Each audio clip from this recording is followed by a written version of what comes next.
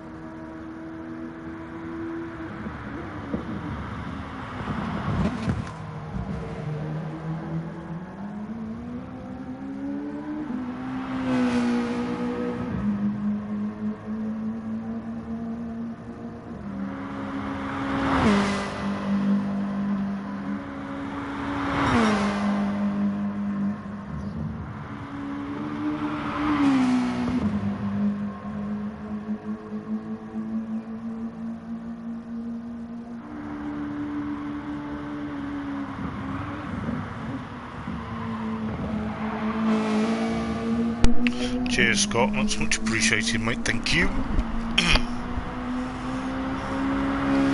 Roger, check 5 times 5 is 10.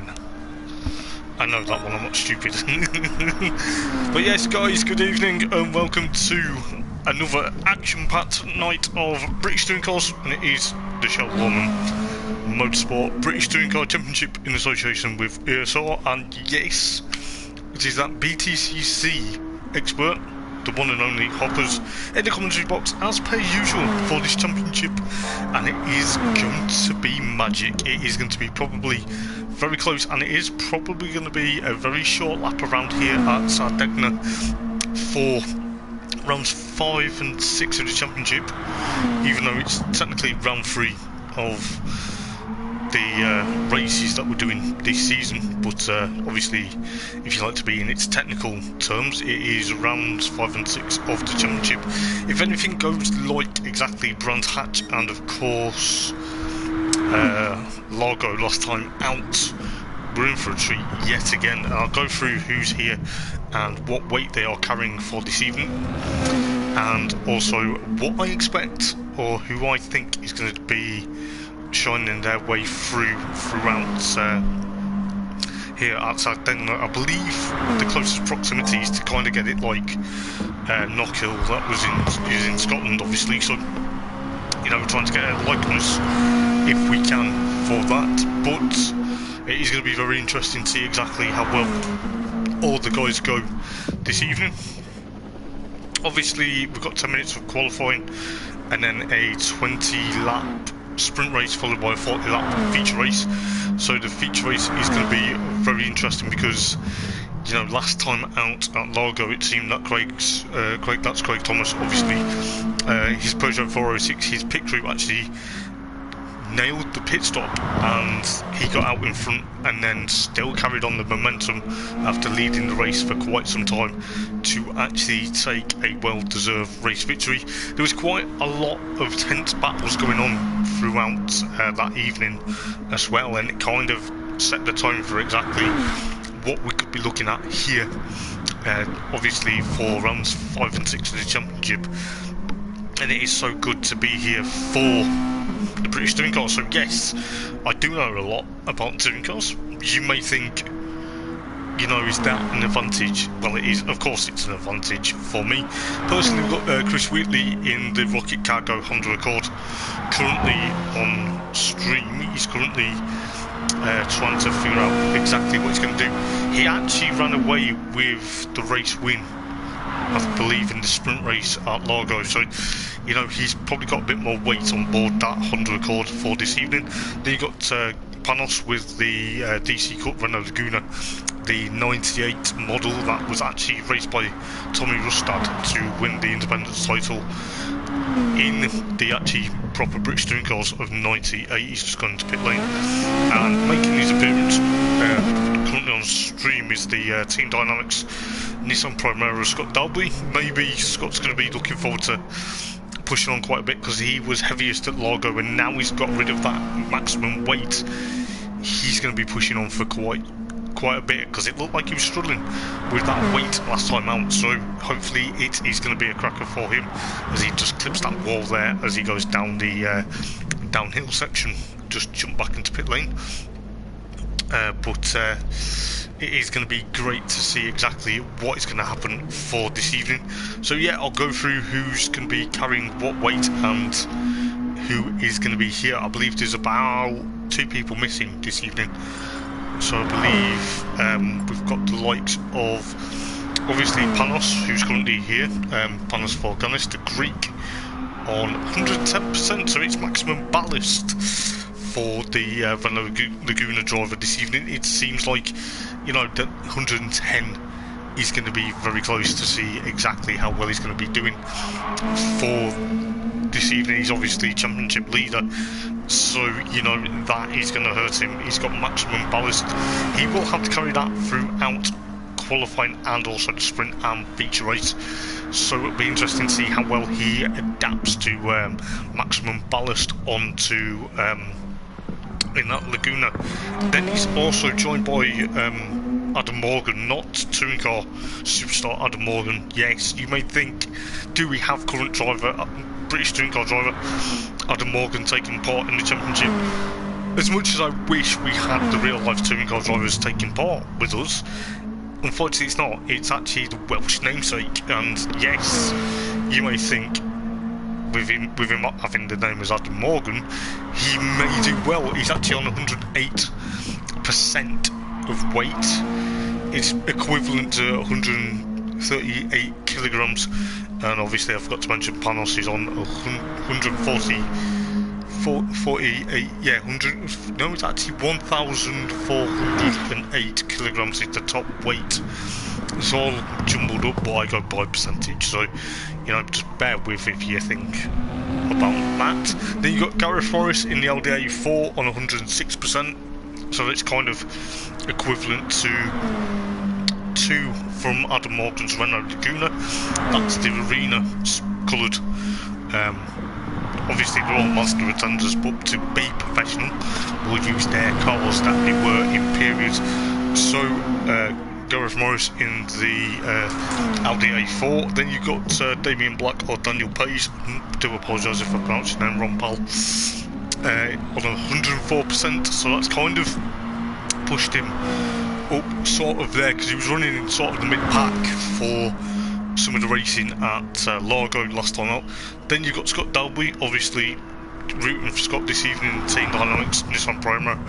Funny enough, the Matt Neal sponsored, well, the Matt Neal driven Nissan Primera, and he's on 102, which seems to be quite close proximity to see what he's going to do, because now that all that weight has disappeared, that 110% has disappeared, he will be performing a lot more better, and he probably will feel more at home than carrying all that weight round. It seems like the Nissan's going to be the one to watch this evening. Then obviously Lee Fitzy, I don't know whether Lee Fitzy is going to be making it this evening. He's actually on 101% in the Rapid Fit Ford Mondeo, so the Alan Menu or Anthony Reid car from 99 and 2000. So I don't know whether he's going to be making it this evening, so it'd be a big shame if he isn't.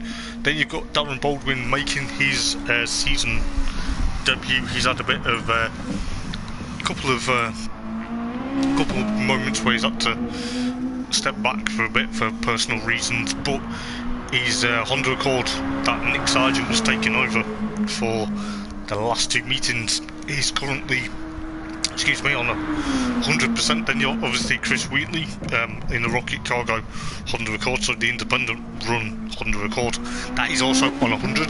Then you got Dean Atkinson in the Works Nissan Primera on 100, and of course Nate Fletch. I believe Nate Fletch isn't going to be here this evening, so we've got the likes of, I believe it's Chris Clements, who is going to be taking over from Nate Fletch this evening, so it will be a new driver to look out for and step up the plate for this evening. Then you've got Craig Thomas on 99, so from Darren down to Nate Fletch, most of the cars are on 100. Then obviously Craig Thomas is on 99, so the Peugeot 406, the SO Ultron, the green and gold machine, the famous green and gold machine of the Peugeot 406. Stunning livery from 97 and 98. He's on 99% weight, so he's going to be, you know, hopefully he's going to be pushing on. He's actually not going to, he's not the lightest car out there at the moment. Then you've got Brian Moncani, the Belgian, currently on stream with the BMW GoldenEye and Vena oils from 95. You know, he is looking forward to seeing what he can do this evening. Personally, I am, because he is a very established racer himself. And as I say, you've got Damien Black in the Mince Motorsport Vauxhall Cavalier from, I believe it was 96, and then maybe it's the, or no, it was 90. Is it 96, 95? I can't remember. It's sort of round about there, and it was also introduced on a Ford Mondeo for the Independence class as well, so variations where it's from. And obviously you've got the likes of Pokovic in the Alfa Romeo on 97, Bogdanovic. I believe Bogdanovic is unfortunately going to be missing this evening, so there's no Masterfit Vauxhall Vetra, so that's going to be a bit of a shame for him to miss out on maybe a good potential race winning sort of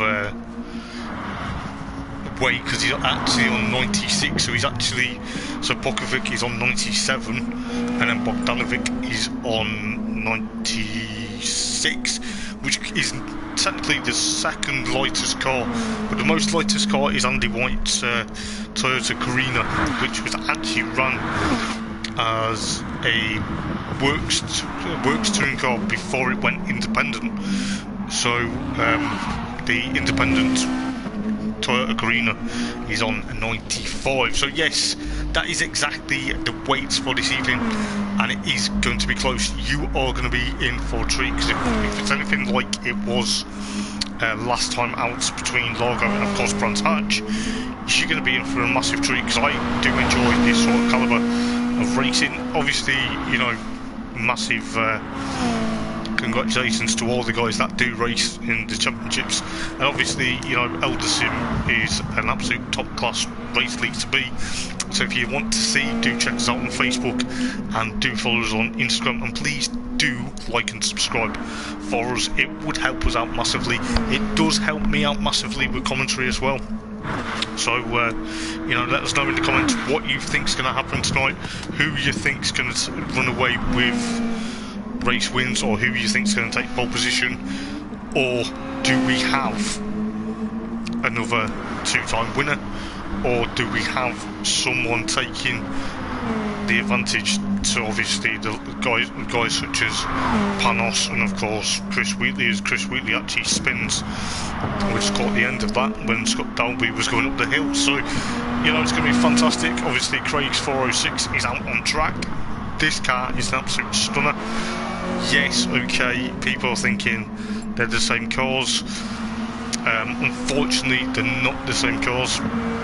We have to be very professional and call them by their manufacturer. So you've got the Peugeot, you've got the Vauxhall, you've got the Nissan, and you've also got a lot of things. Evening Darren, how's it going, mate? I hope you're feeling okay. But it is going to be very close to see exactly what is going to happen for this evening's British Touring Cars. That's alright, mate. Take your time. Take your time, mate. It's all good. No rush. Good evening, Mr. Ostler. How's it going? Nice one for tuning in, my friend. So yeah, the support is massively for Elder Sim. So if you like to check out what everyone's going to be doing, and obviously, you know, this Friday is where it's going to get very interesting. Yeah, it's alright, mate. Take your time. It's not a problem, mate. We've got plenty of time, you know that. We're not starting yet. So it sounds like Mr. Ostler's rooting for Osmond. Yeah, I think Craig's going to try and put that 406 into another winning perspective. He's lower down on the weight, so he's got a bit more than he had last week, but then he's... Oh, as he goes off there, I think put the commentator's curse on him slightly.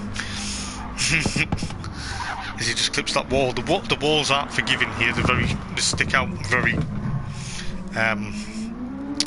unforgivingly is the word I was looking for. But yeah, as I was saying, you know, Friday is a big one. Obviously, we do have GT Supercars, which is commentated on by Malcolm Argyle. He is an absolute fantastic commentator, as much as me, and of course when Darren does commentary, as Brian Marcani goes for a spin. They don't like that hill section, especially when they clip the sand. So, you know, it seems to be a bit of a disappointment. Well, not disappointment, but a bit of a pushing too hard, should I say. So then you've obviously got Nick Sargent doing the commentary for the Porsche that Darren runs tomorrow, and also Friday is World Supercars. Unfortunately, I'm not there this week, so there's no stream from World Supercars, which I'm a bit disappointed with, but I'm away on holiday. I'm having a bit of a break for a couple of days, which is nice to get away from all the stress and relax and stuff like that, but doesn't mean that we're going to be in for, well, we're going to be in for a good night of racing here, but doesn't mean I'm going to be missing the guys, because I will miss them. But you know, at the moment it seems there is a lot of competitions going to be happening. Obviously you've got obviously Brian Moncani in the BMW at the moment, and with a 52.5, so yeah, you know, Elder Sim do cater a lot of racing, and you got the likes of me doing the commentary, and it's all good, and that's what I like, and especially doing touring car commentary, because I am a legend at it. So let us know, guys, what you think, and you know, obviously you've got the sprint race and the feature, and of course the all-important 10-minute qualifying. It is going to seem like the cars are going to be thick and fast. It looks like 52s at the moment, maybe mid-52s, maybe early 52s. We'll see exactly what happens. Who knows, they might smash into the 51s, just to put it into perspective. Obviously, tyres for race 1 and qualifying, only super softs can be used, and then for race 2, the feature race, it compulsory pit stop.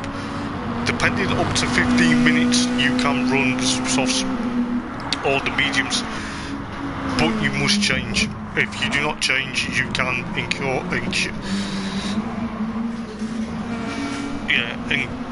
I can't even get my words on. I do apologise. You may face a penalty, is what I'm trying to say.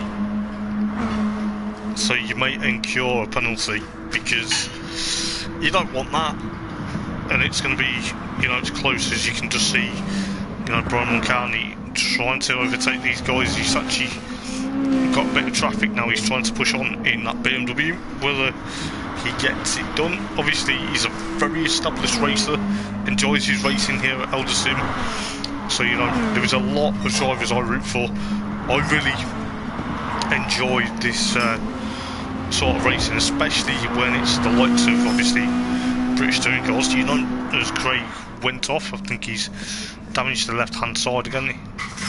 Now, he had a bit of a disaster in race 1 at Largo, which seemed to be a bit of a, how can I put it, a bit of a messy incident was that on lap number 8 at Largo. It seemed that from what I was seeing,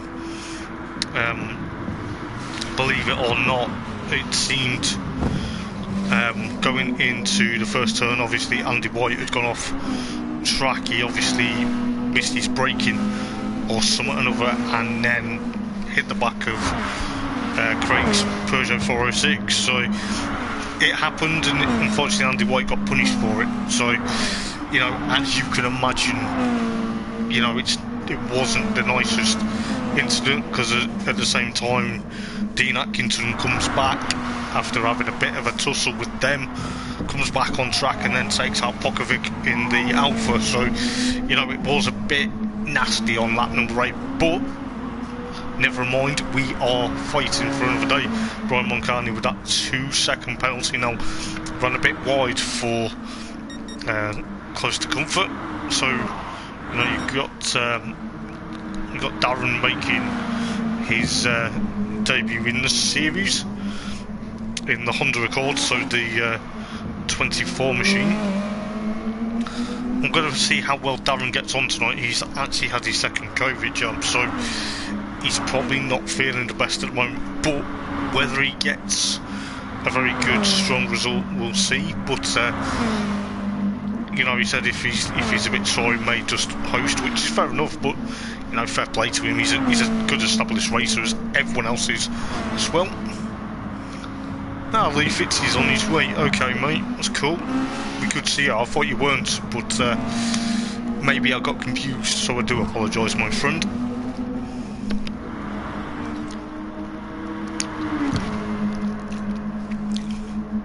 So we'll see exactly what's going to happen. I will be back in a moment or two.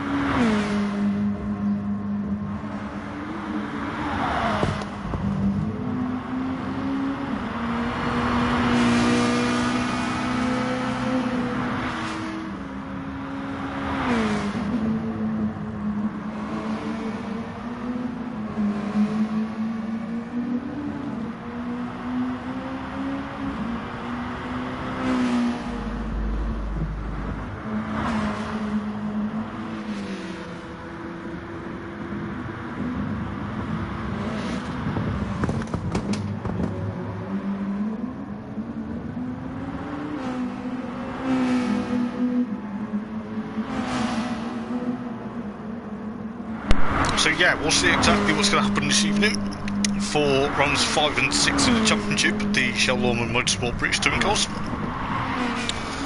From what I'm seeing at the moment, though, it's going to be very close to see exactly how well certain people will do. Obviously, it's going to favour certain cars. It's going to, even though they are technically the same car, but you know, we're going to try and push on to see exactly what's going to happen for this evening.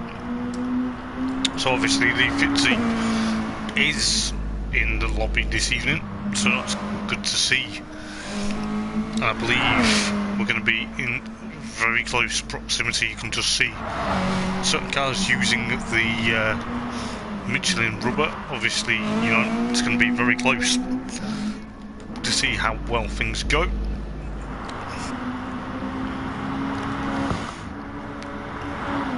So at the moment then, it is going to be almighty close, as I feel like I'm going to sneeze. I'll tell him, Christian. How are you doing, mate? Nice to see you. Nice to see you, my friend. I wouldn't mention cake to him because it might put him off, pal, but you know. Mind you, he might want some cake.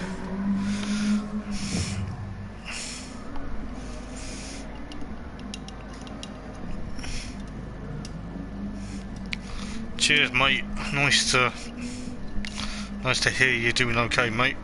Wish you'd come back racing though. It'd be good to see you back.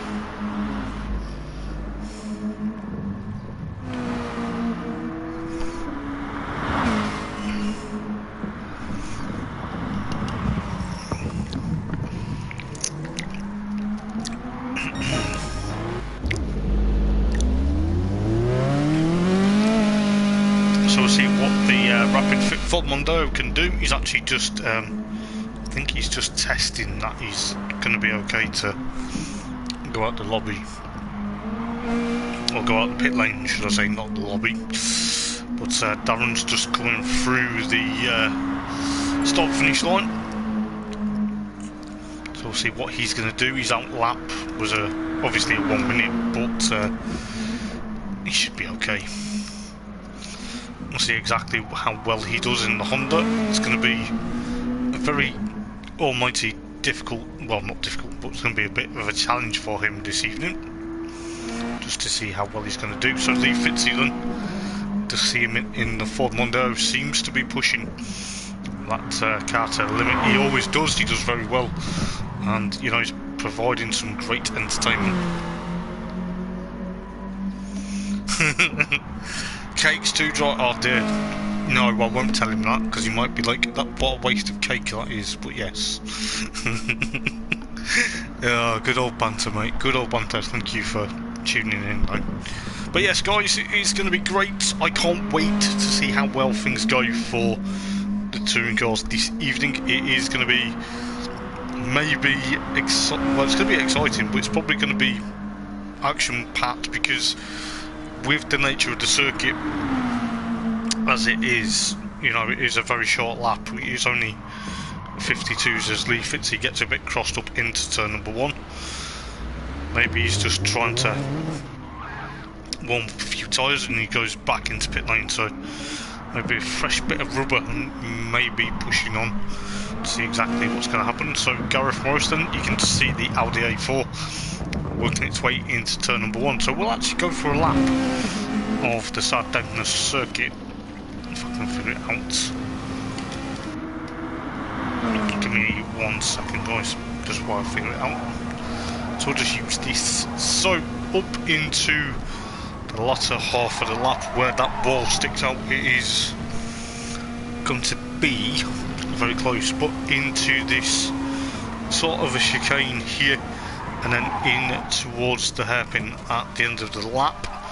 This is where the blue AstroTurf, yeah, okay, if you run onto that, fair enough, as long as you don't run into the gravel, which is on that side.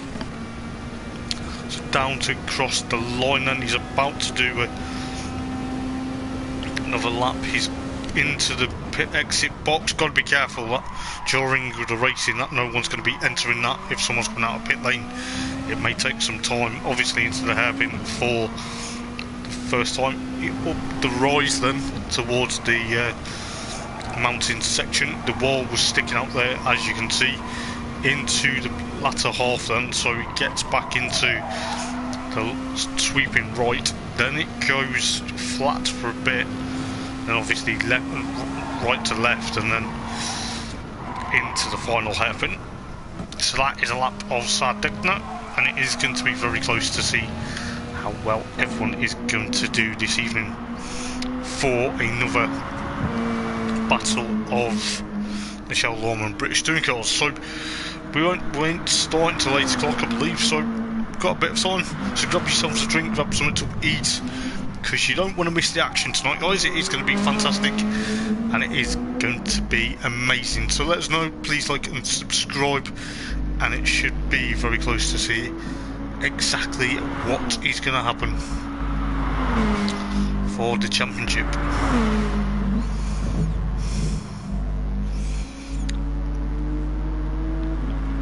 So who knows what is going to happen here.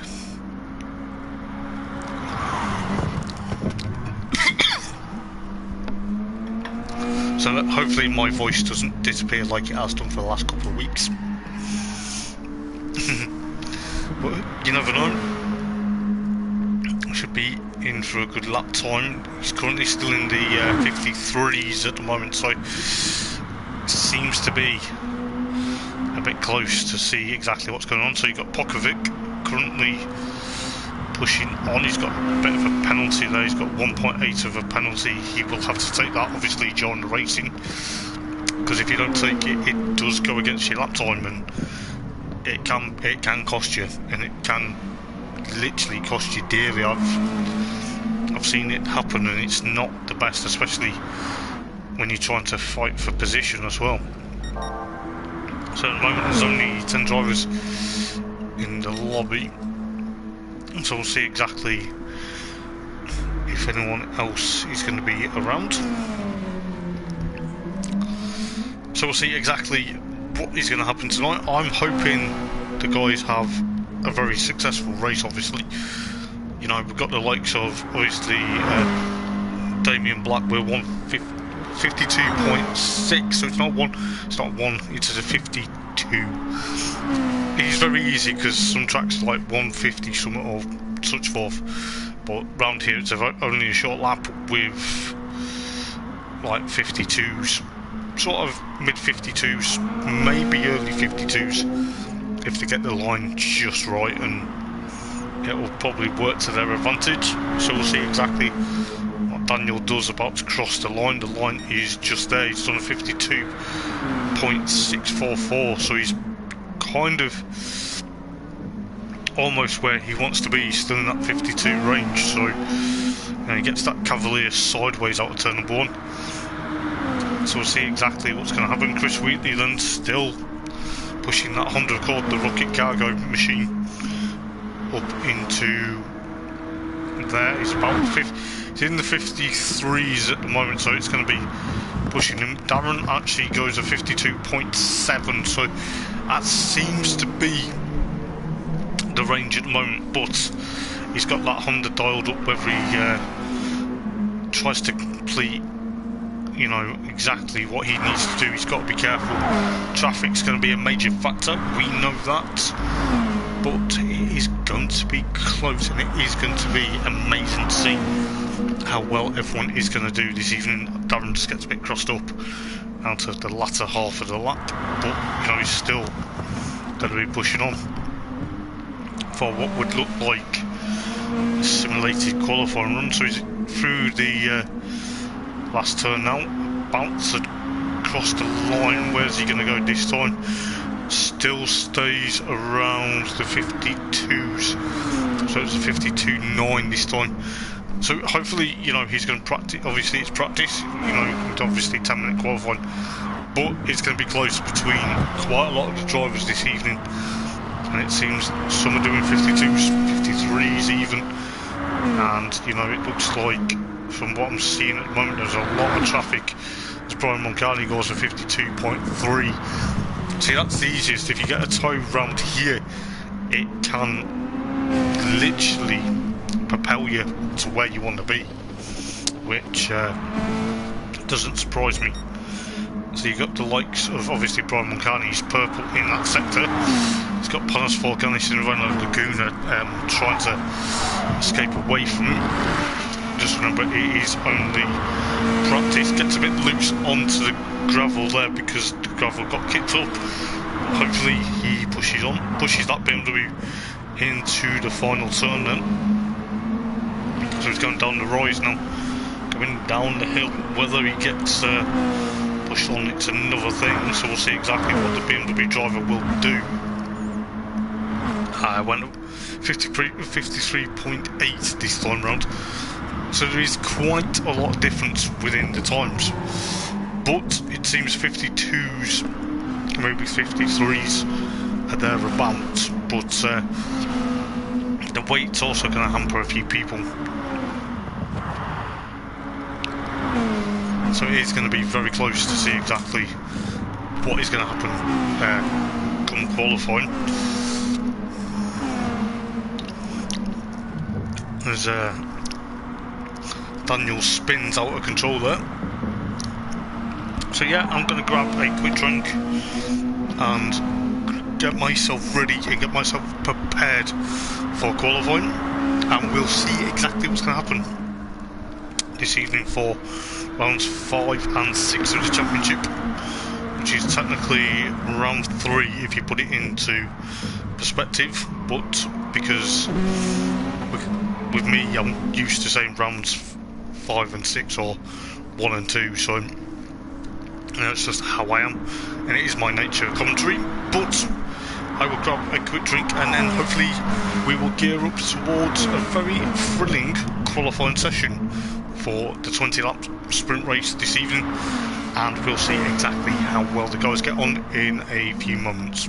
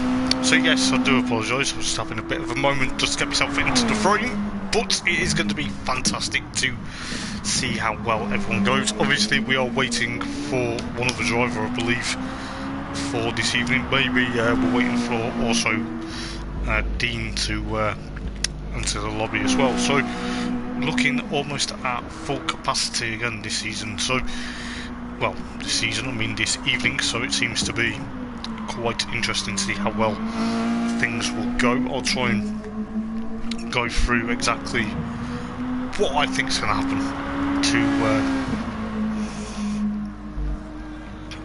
for this evening, it seems.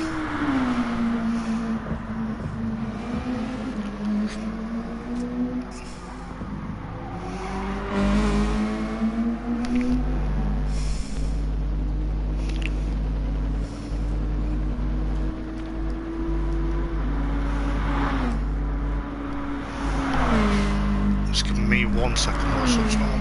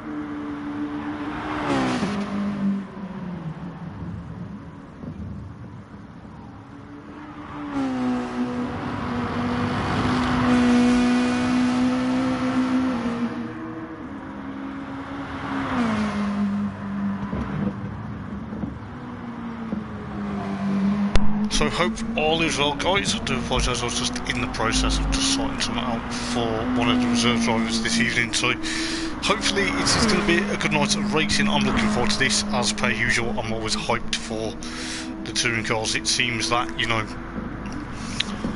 certain things will happen in the championship. We do have, obviously, qualifying for the sprint race, which lasts 10 minutes.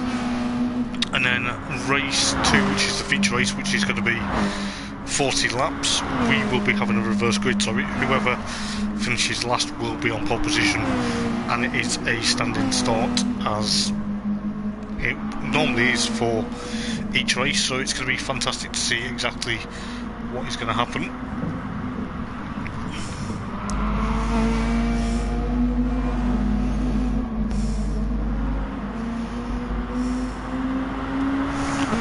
We'll see exactly what is going to happen for tonight's racing. It will be spectacular, it will be amazing, as we know. It will be close to see exactly what's going to happen for this evening.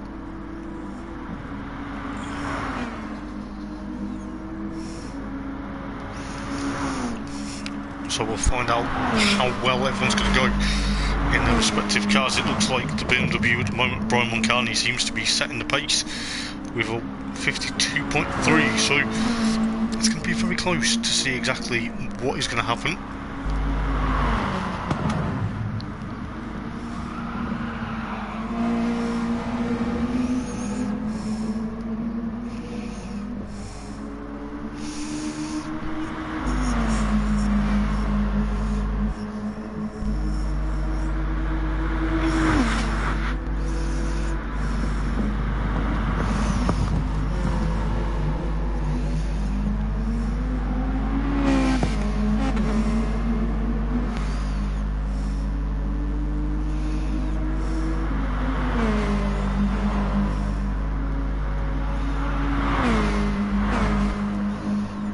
So we'll see exactly what's going to happen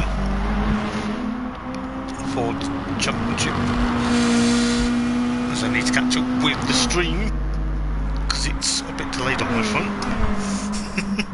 But yeah, it's going to be a fantastic night of racing, guys. We are going to be in for what looks like an epic night of racing. Obviously, it seems that the BMW seems to be setting the pace from the Alfa Romeo at the moment, followed by the Honda.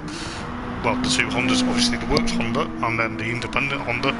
Then obviously the Team Dynamics Nissan Primera, followed by the Renault, and then obviously the other Renault, the Arena Motorsport, the ex-Russell Spence and Will Hoy machine of Adam Morgan. No, he's not touring car star. You know, if people think have just joined, I'm thinking, who is this Adam Morgan? Have we really got the Morganator from the real life British touring cars taking part? Unfortunately, no. I wish we did, but you know, that is going to be how close it is going to be. It is going to be quite close, and most likely personal racing, because some of the guys do have a bit of paint swapping moment, should we say, but it is going to be great to find out exactly what is going to happen for this evening. So we'll soon find out exactly whereabouts we are going to be,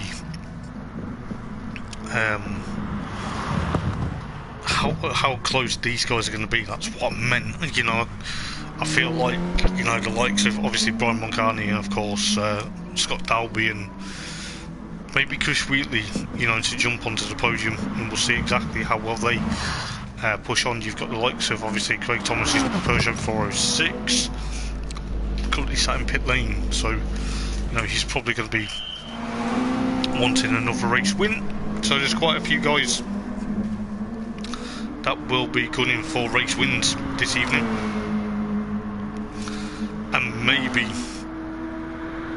pushing for some really massive excitement as well.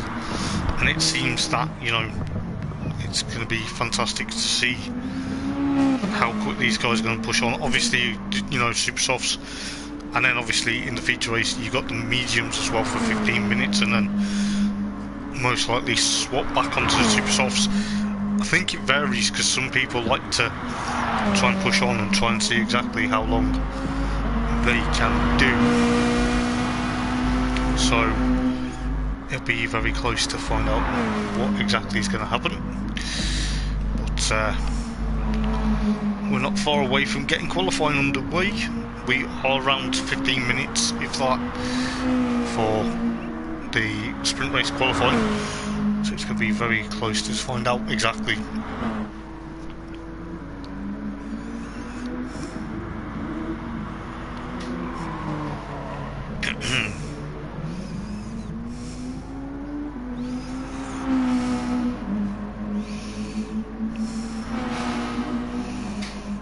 So we'll see exactly what's going to happen for this evening.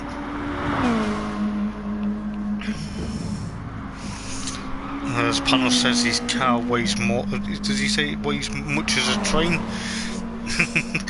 Probably does, mate. Probably feels like you've got a lot of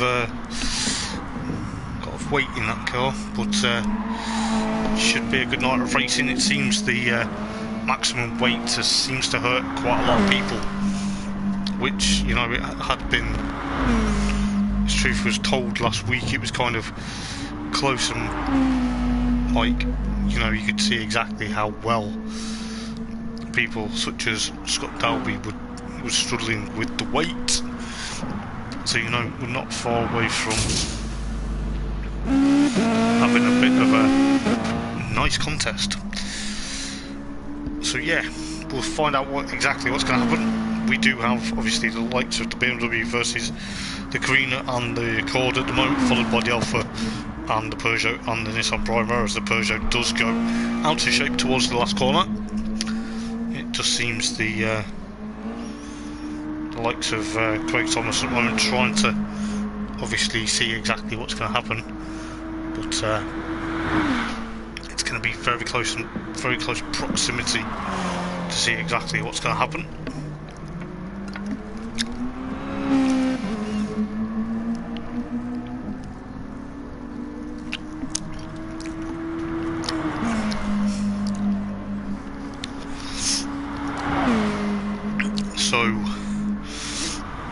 Know in the comments, guys, what you think or who you think will be pushing. Do we think we'll get a double winner or do we think we'll get a new winner? Or are we going to have some surprises? Personally, I think there'll be some surprises. I'm technically hoping so, because it would be a very good night of racing if we did have a couple of surprises thrown in to obviously mixing it up quite a bit. But we'll soon find out in a couple of moments for qualifying. Qualifying will be the key factor, where maybe the weight, maximum weight, the 110% will hurt. It seems like Panos' Renault Laguna seems to be suffering quite a bit at the moment. So there's a few cars just sat in pit lane at the moment trying to probably just have a couple of minutes just to have a breather, grab a drink and such forth. But yes, it is quite warm, so you know, if you're watching the stream, do keep hydrated. I've got to make sure I'm hydrated, because doing commentary for quite some time, it can,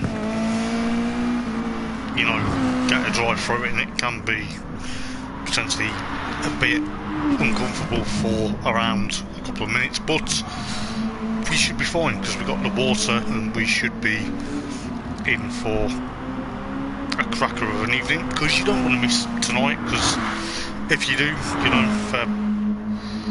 so it's going to be resetting tyres now, so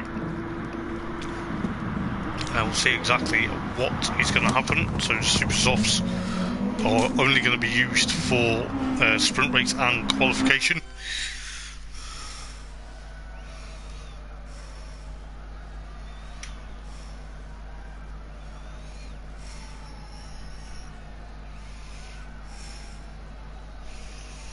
So we'll see exactly what is going to happen.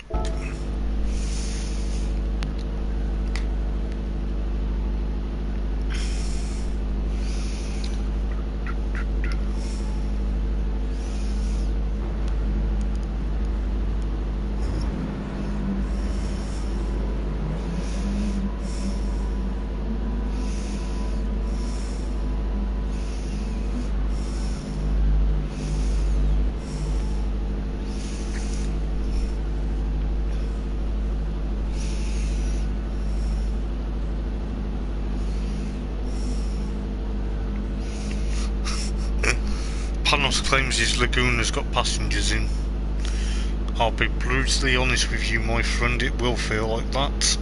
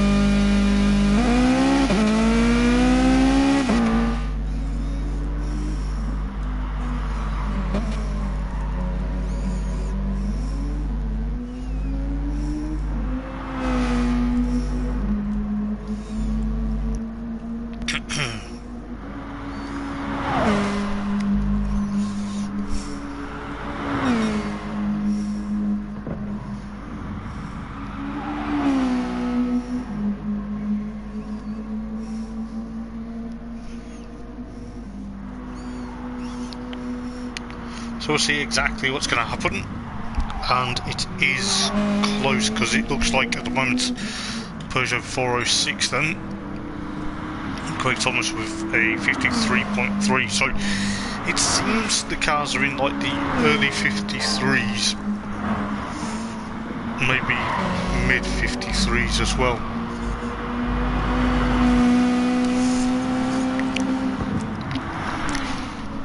So anything can happen. Obviously, if you know, it's going to be a bit close, especially going up the hill section, because obviously with the walls being sort of close together, in close proximity, it's going to show exactly what's going to happen. Obviously now Andy White goes fastest in practice with a 52.3, so it is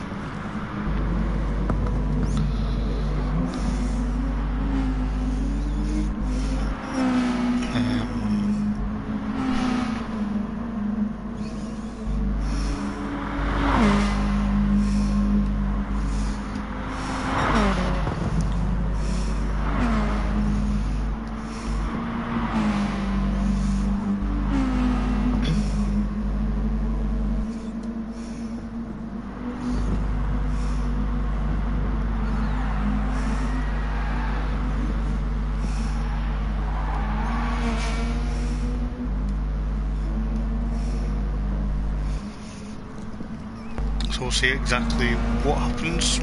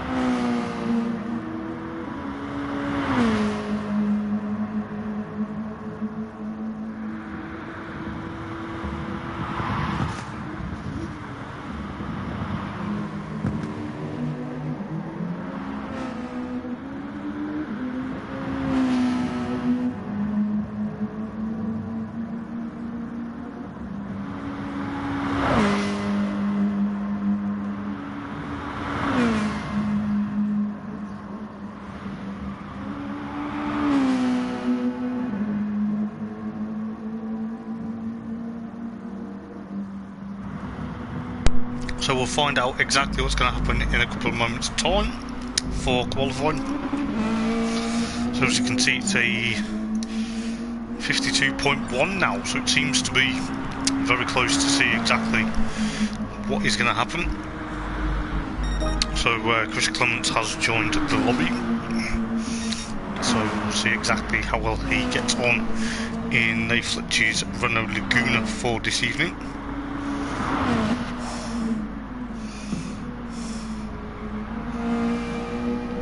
So we'll see how well things go.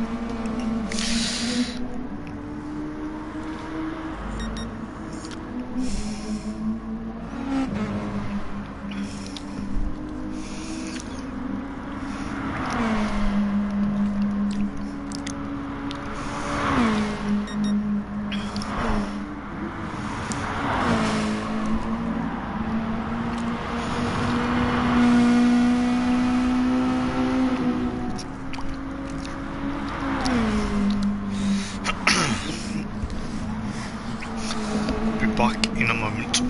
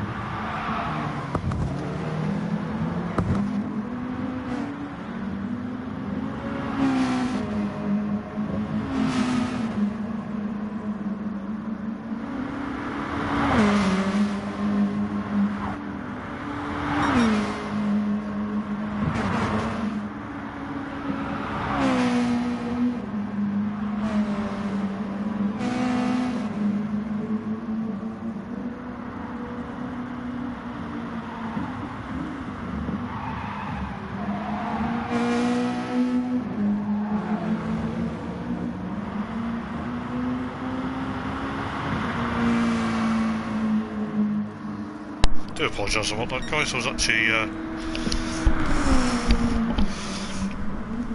just had to sort myself out because it is quite a bit warm this evening, so it's going to be very close to see exactly what's going to happen. Good evening, Mr. Vlad. How's it going? So it looks like Dean's going to be coming into the lobby around 8, so we've got a bit more time then. So we'll see exactly how well people are going to go. Excuse me.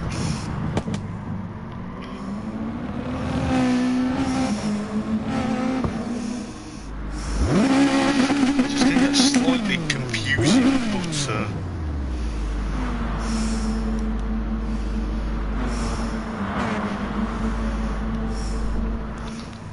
I believe it's going to be okay, so it should be fine.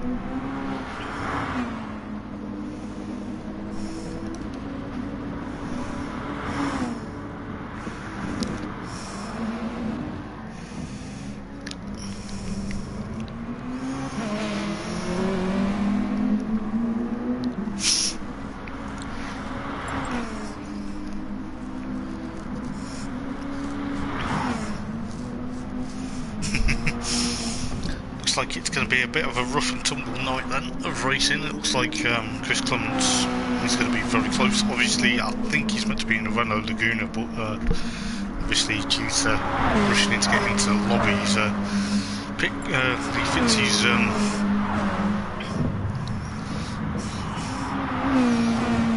Lee Fitz's Ford Mondeo. But never mind, it will be okay. We will be hopefully.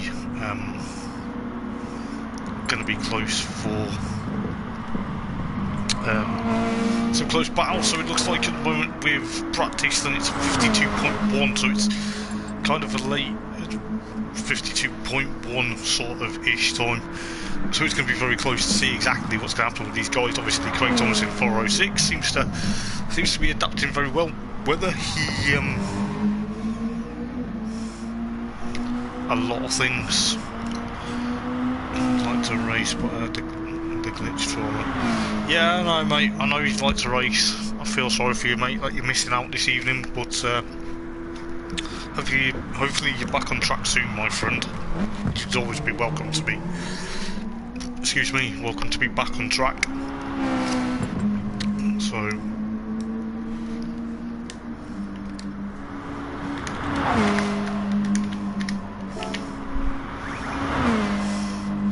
So the doctor said I call it. Yeah, no worries, Darren. It's okay, mate. I understand. You know, I really do, mate.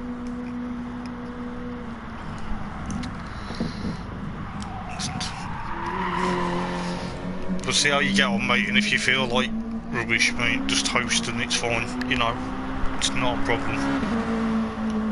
That's okay, mate. Not a problem. I wouldn't stress about it. Yeah, eyes are heavy. It's not good, mate. It's not good. You had any paracetamol?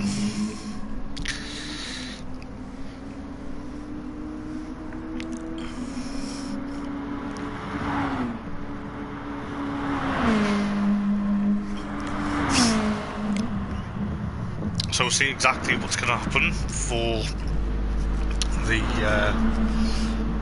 5th and 6th rounds of the championship.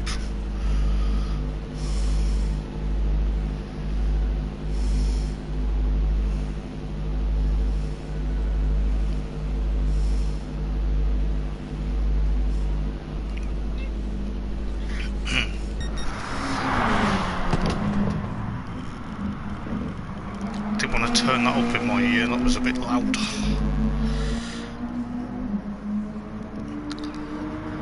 Oh mate, take it easy, and if you feel proper bad, mate, just, you know, I'll understand, you know.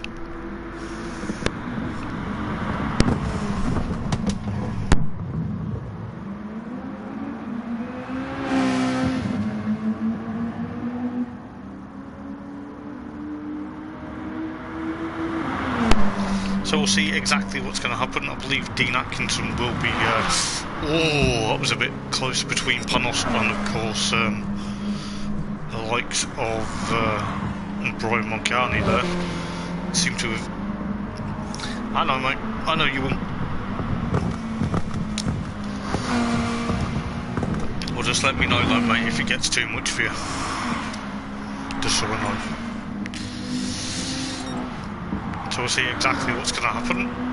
We've obviously got a couple of minutes till Dean gets into the lobby, so the Nissan Primera, the works one, will be making its appearance. And by the looks of it,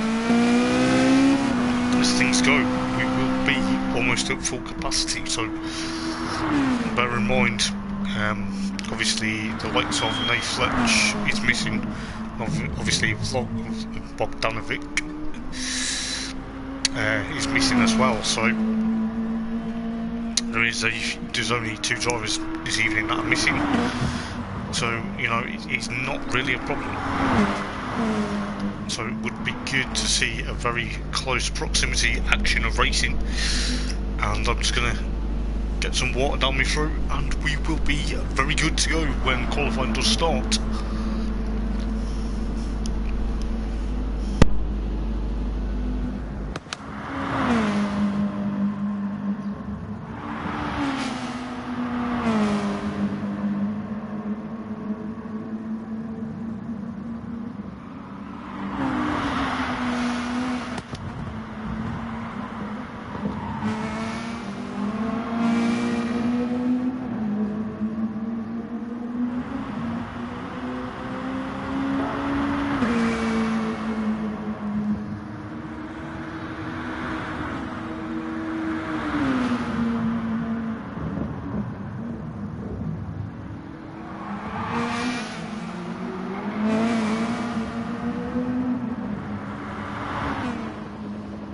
Back in a moment.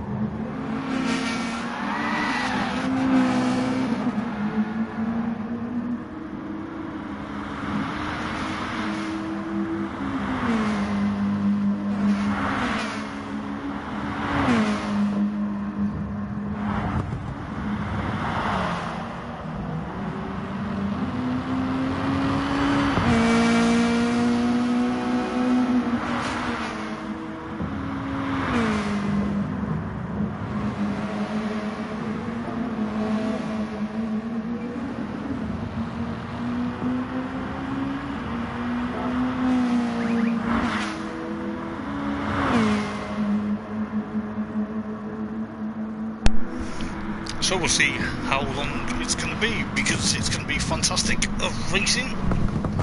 So obviously Chris Clement standing in for Nate Fletch this evening. So we'll see what the Renault Laguna driver is going to be capable of. So it's going to be very close racing between a lot of these guys. It seems certain weight factors are going to be into play as well, so it's going to be very close to see exactly what's going to happen. So we're just waiting for, I believe, Dean Atkinson to enter the lobby, and then we should be good to go for the 10 minute of qualifying, and then we should be fantastic to catch up and have a bit of an utmost for a lot of people.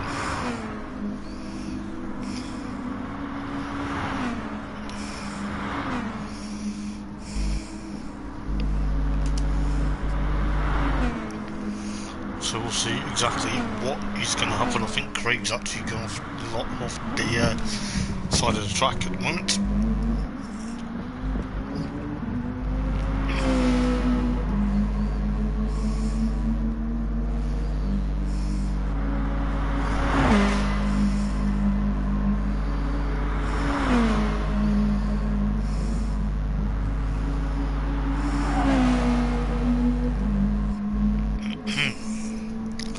So we'll see how well everything goes.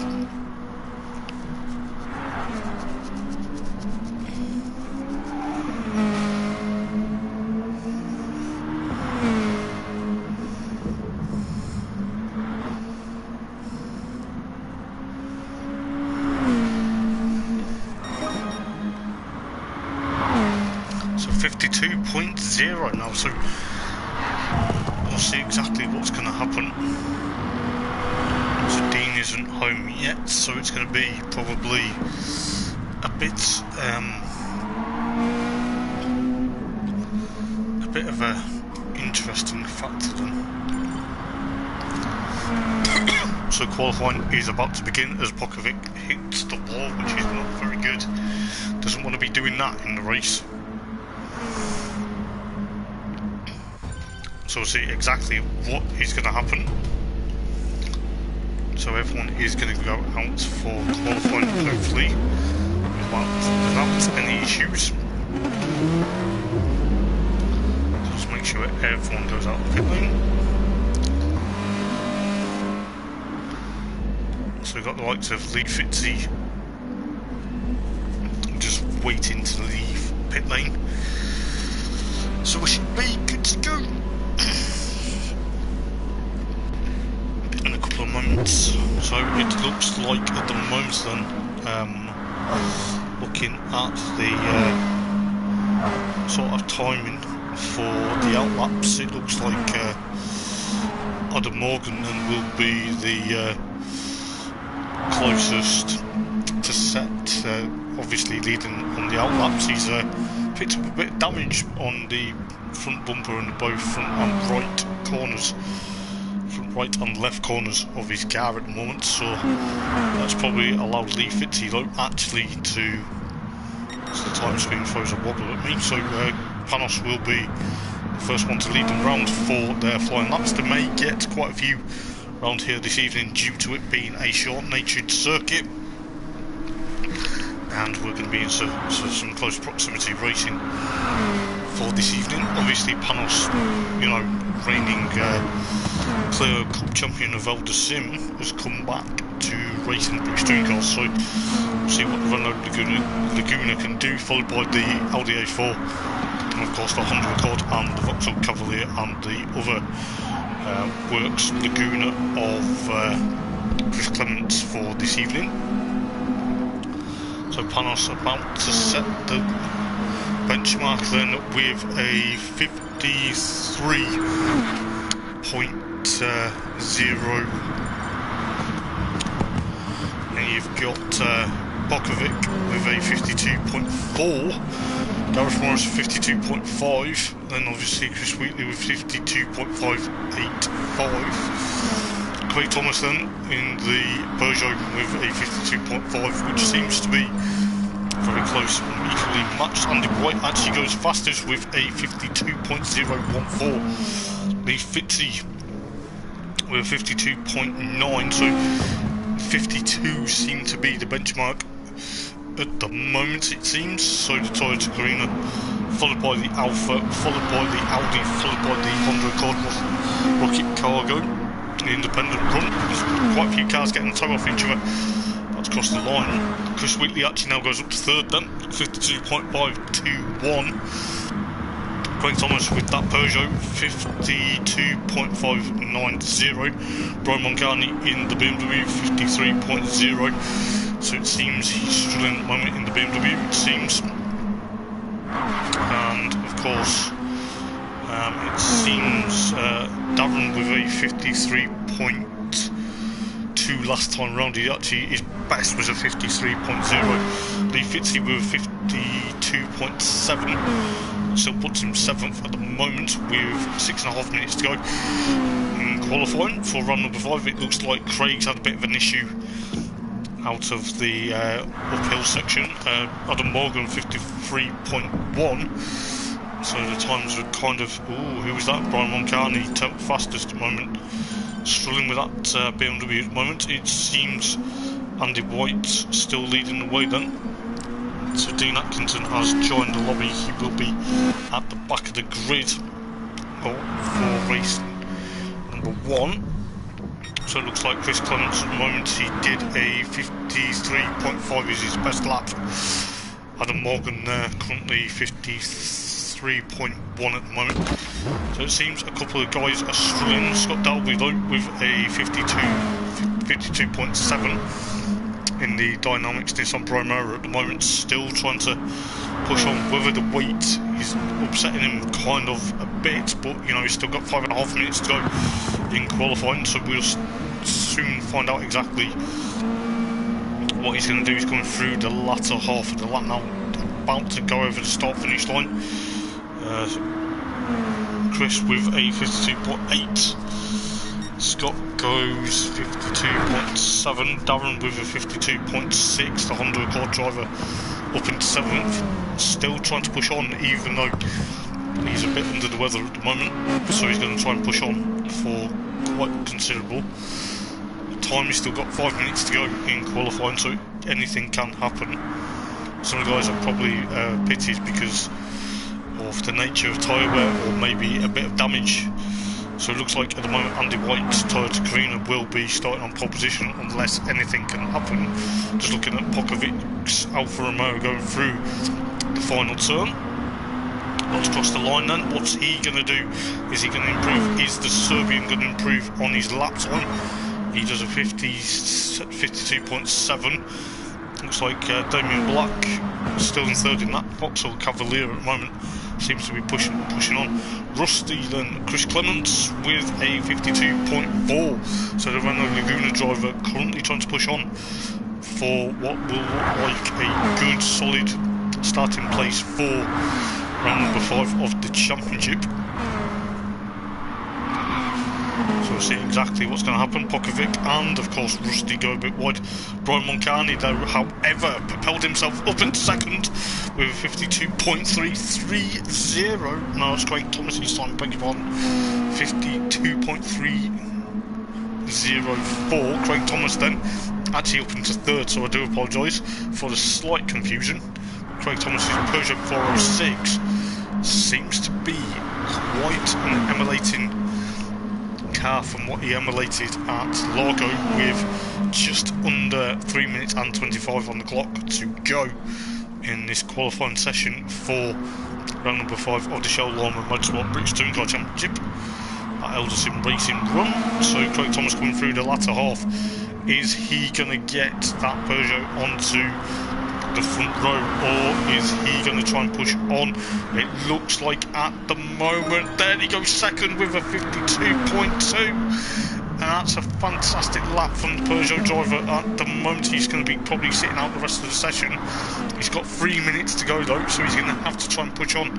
Brian Moncani still third, Andy White in first place, followed by Pokovic, followed by obviously Daniel, and of course Chris Clements, and of course Chris Wheatley, followed by Gareth Morris, actually top 8, Darren Baldwin 9th, Lee Fitzy in 10th, followed by Scott Dalby 11th, trying to push that Team Dynamics Nissan Primera all the way it seems.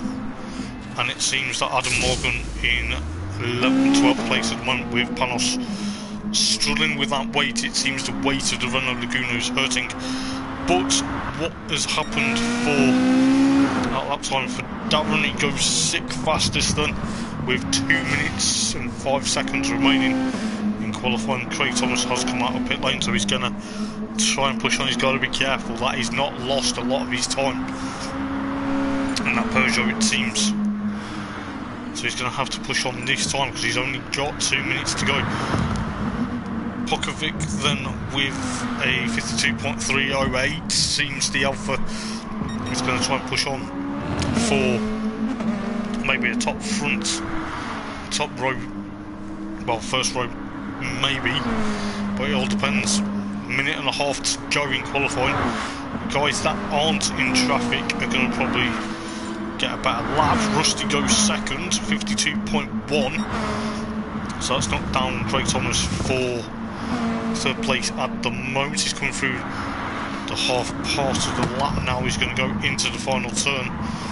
He's going to have to try and push on. He is going to try and push exactly what he wants to do, because he needs to get that Peugeot 406 up where he wants it to be. Does it improve this time with 55 seconds to go?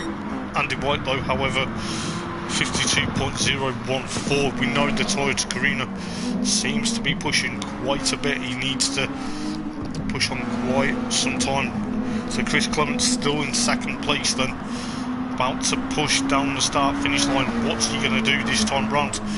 Is he going to stick it on pole position? No, he doesn't. He misses out by 0.6 of a second. Craig Thomas then tries to push that Peugeot. Scott Dalby with a 52.7, however that's put him 11th still, so it looks like qualifying is going to be very close, but it's going to be very close to see exactly what's going to happen, because I believe they are going to be wanting to get Dean Atkinson.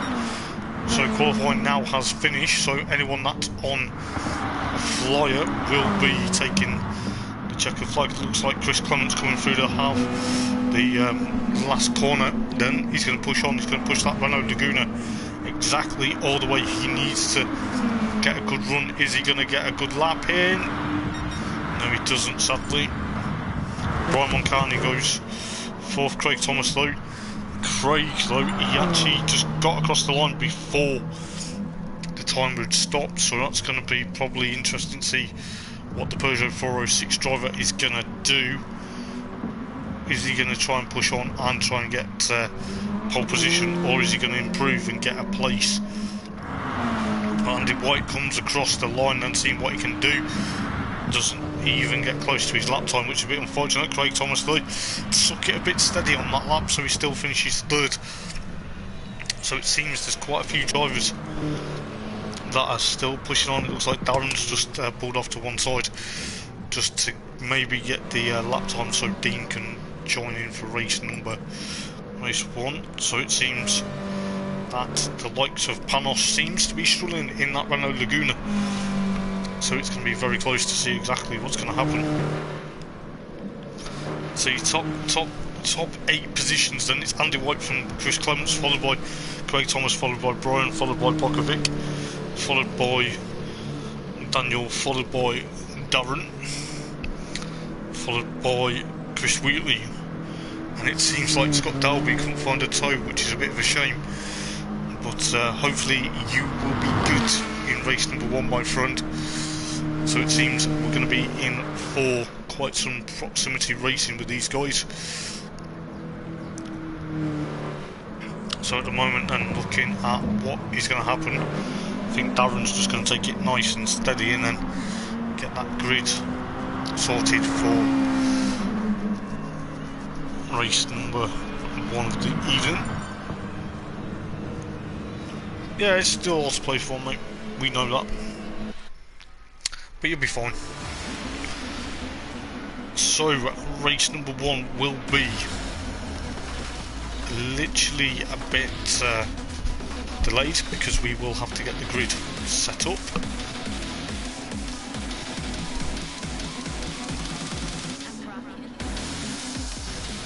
So it is going to be a restart.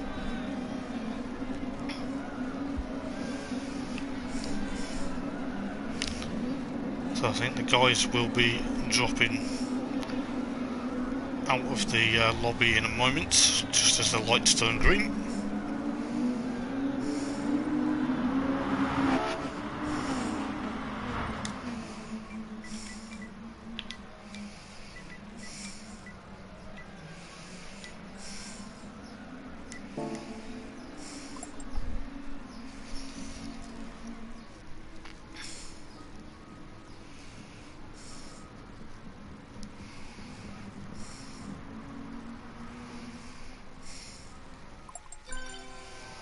So there we go. It will be very close.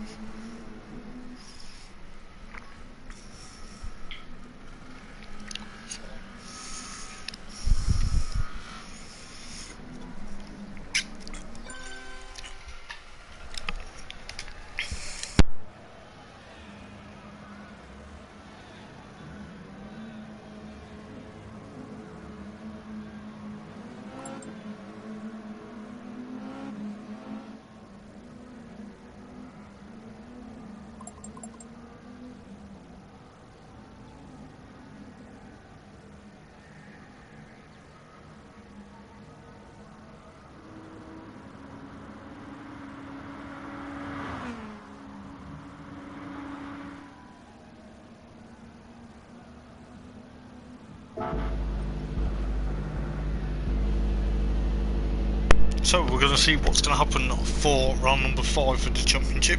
We have just got a slight delay while we just get the grid set up for the sprint race. It is going to be a 20 lap sprint race. It is going to probably be very close as well. So the grid will look like, it won't be a jungle grid because obviously Dean Atkinson will be at the tail of the field. So you've got the Nissan Primera, the Works Primera, trying to push on. He will be hoping for some good luck this time around. He seems to enjoy his racing at the moment as well, so it seems to be quite a few drivers probably will be sitting in pit lane until we get race number 1 up and running. So what do we reckon for the first race of the evening? Do we think it's going to be spectacular? I hope so.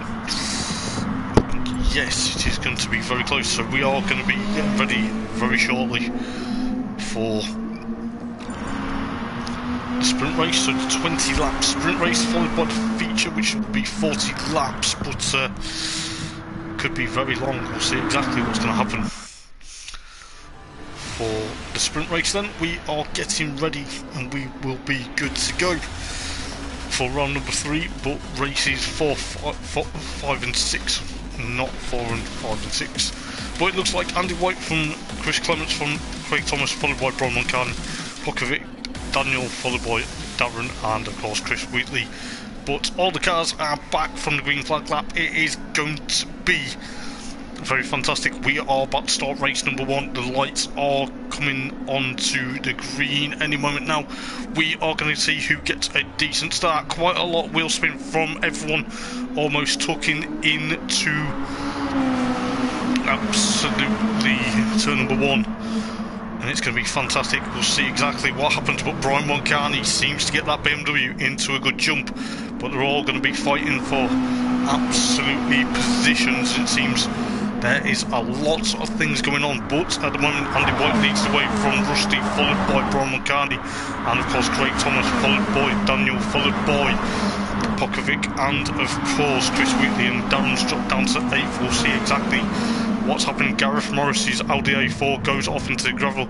Was the contact between Dean Atkinson? It looked like it because Scott Dalby's there with Panos, of course, and of course Adam Morgan. Looks like at the moment though it seems to be very close to the laps.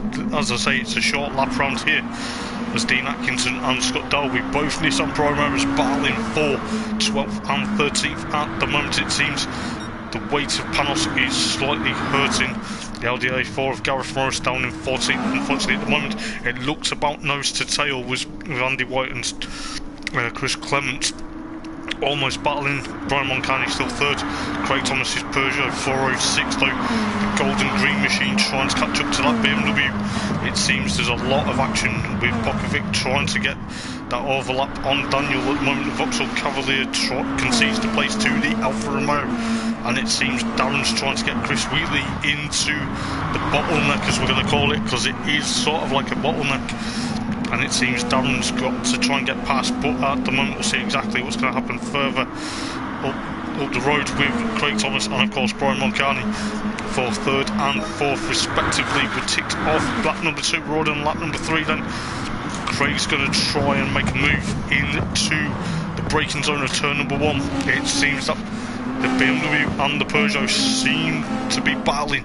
We get Rusty trying to get up to Andy White's Toyota Carina, so the Laguna versus the Toyota, but the battle between 3rd and 4th, the Peugeot and the BMW almost outbraked himself, but it looks like Craig Thomas is going to be putting that Peugeot across to the BMW any moment, but we'll see exactly what's going to happen.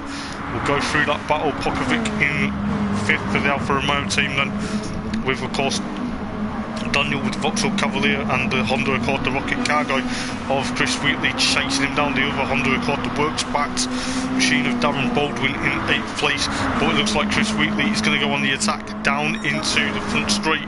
Currently sets the fastest lap, gets Daniel into turn number 1, does he? or is he fighting back for that position, it seems, but also fighting for positions. Brian Moncani and Craig Thomas, the BMW and the Peugeot, they're still battling. In the meantime, it seems that Brian's trying to concede or trying to push back to that Peugeot. The Peugeot gets third place, then it seems the battle for first place is also raging on between the Toyota and the Renault Laguna. You can see the BMW almost pushing as well, pushing far too hard. He's ended up kicking up a bit of dirt there, which has allowed Craig Thomas to get some sort of advantage, but we'll see exactly what's going on. But what is happening, because Pokovic in the Alfa Romeo is also gaining onto the BMW and Peugeot battle.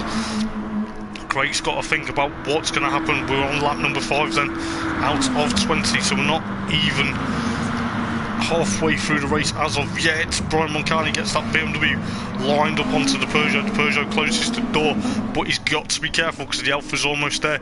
It's almost a neck and neck towards the chicane. It's almost going to be close. Into the wall we go. I'd tell you what, it's going to be very close. Craig's actually got the Alfa now. Pokovic has got past Brian Moncani's BMW, but we'll see exactly what's happening. Oh, Brian gets that BMW snaking out of the towards the bottleneck. It seems Chris Wheatley 6th, Daniel in 7th, Darren in 8th, followed by Lee Fitzy. Panos with all that weight, with Adam Morgan right behind him. It seems the Lagunas are trying to battle with Scott Dalby's Nissan Primera and Dean Atkinson's Nissan Primera. It seems to be a lot of battles so far, so good. But with Gareth Morris's Audi A4 chasing them down, it seems that it's going to be fantastic. We'll see exactly what's happened. Chris Clements takes the race lead from Andy White going into towards the uphill section. It looks like the Toyota is going to try and push on towards that mountain section. It seems, you know, get it crossed up here, it can cost you a bit of time. The walls do stick out. I'll tell you what, it's going to be fantastic to see exactly what's going to happen. Going in towards the bottleneck then. It seems into the bottleneck. It seems the Laguna versus the Toyota. The Laguna has the legs of that Toyota at the moment. The Alfa Romeo of Pokovic in 2/3 then. Got the Peugeot 406 of Craig Thomas right behind him. These two had a bit of an issue at Largo last time out, but it just seems there's a lot of battles galore going on. It almost seems exactly what's going to happen, but what is happening? Chris Clements is on the defensive. He's got Andy White for company, but it seems Pokovic has got that Alfa still in 3rd place. He's trying to close up to the two in front. We'll see exactly what's happening further back. It looks like Darren is up into 7th with that Honda Accord versus the Cavalier. The Cavalier of Daniel trying to get on the back bumper of the Honda Accord. You can just see going up towards the bottleneck section. It seems it's going to be very close as Daniel kicks up the stones, which is going to hurt. It's going to be pushing on a bit, and there's also a spinner at the back. It seems like Adam Morgan and of course Dean Atkinson. Are we going to have a picture of that together? We'll see exactly what happened. It just seemed whether it was any contact between Scott Dalby and of course Adam Morgan. We're yet to see. No, he just lost it all on his own. And I think Dean Atkinson went off in avoidance there, which has cost him quite a bit of time as well. So, you know, that's allowed. Yeah, it has cost Dean Atkinson quite severely. But back to lap number 8 then of the race. Out of 20, it seems Andy White's pushing that Laguna all the way. He's trying to get that Toyota back into the front of the race. He's trying to be pushing on. It seems the battle for 3rd and 4th also is raging. The Alfa versus the Peugeot. It seems the Peugeot, Craig Thomas's Peugeot, is going to push that Alfa to the extreme. You know this is going to be fantastic stuff, but we'll see exactly what is going to happen. Brian Moncani's BMW also chasing the pack, it seems, after a bit of a idle start, but we seem to have dropped down a bit. Lap 8 out, well, we're on lap 9 out of 20 then. It seems that Darren's trying to put that Honda Accord, the works Honda Accord. You can just see Chris Wheatley's Rocket Cargo Honda Accord trying to escape from the works, and it's going to be very close to see exactly what's going to happen. Then obviously Lee Fitzy up into 8th then with that Ford Mondeo, trying to push away from the Cavalier of Daniel at the moment. Godgift John, obviously Panos doing a stellar job in that DC Cup Laguna. It seems the Laguna is hurting, but the weight is going to be pushing. He's going to have to push all the way. Gets a bit loose onto the dirt. Scott Dalby's Nissan Primera versus Gareth Morris's LDA4. Now you can see the LDA4 trying to push on. It seems there's a lot of issues in certain parts of the track. Obviously Adam Morgan 13th, and obviously Dean Atkinson in pit lane sorting out that damage. But in the meantime, Chris Clements still leads the race then on to lap 10, so we've got 10 laps to go. It seems there's going to be a lot of battles galore in this race. It seems Brian Moncani though up into third then. We're trying to see exactly, because it looks like, from what I'm seeing, it just looks like he's got that move done on Craig Thomas. Don't know exactly what happened, why Pokovic's dropped down to 6th place, but he's got the Rocket Cargo Honda Accord getting sideways, and Pokovic is also in a Honda sandwich. He has got Chris Wheatley there and Darren Baldwin in the Works Honda, trying to get up to that, to the Alpha as well as the other Honda. It seems it's going to be a lot of battles galore between the pair of them, maybe the three of them. It seems onto lap number 11 it is going to be close. We'll yet to see exactly what happens. Darren goes one way, Pokovic goes the other, breaks the toe. They're going to try and make it free wide into turn 1. That is not going to happen because it is very narrow into that turn. But going down the hill section, this is going to be where it concedes quite a bit of places. If you're not careful, you've got the walls on either side, and they may bite you, it seems. But Chris Wheatley currently still having that Rocket Cargo Honda Accord into considerable fashion, but he's also got Pokovic. Pokovic has got the Alfa Romeo back in front, but he's also taken Darren Baldwin with him. Darren's on a mission, trying to push on for 5th place. You know, the Honda Accord, the Works Honda, trying to push away from the independent Honda, but it's going to be very close. We'll see exactly what's going to happen, but you know, Brian Moncani's still third, Andy White in the Carina pushing all the way for what is going to happen with Chris Clements still in the lead, Andy White second, Brian Moncani third, Craig Thomas 4th at the moment. But the battle for 5th is intensifying. It is getting fraught out there. We know exactly what's going to happen. Pokovic leads this battle, the Alpha versus the two Hondas. The two Hondas are going to get close and personal. It looks like Pokovic almost runs onto the dirt, but he's got to be careful going into the bottleneck, because this is where the tap could be open. You know, Darren could have this 5th place from him at the moment. We'll see exactly what's happening further back. It looks like Panos and Gareth Morris and Scott Dalby, they're almost battling for 9th, 10th and 11th. Adam Morgan in 12th and from Daniel. Don't know what's happened to Daniel. Daniel's dropped down to 13th at the moment, and Dean Atkinson still in pit lane. And it looks like it's a lengthy pit stop for the Nissan Primera team at the moment, it seems. But this is where it's going to be very close, it seems. Darren's got back in front of Pokovic for 5th place though. It seems the Honda and the Alpha trying to be pushing on. It seems, you know, it's role reversal. It's got, you know, almost into the bottleneck for the 13th time, it seems. This is where it's going to be very close.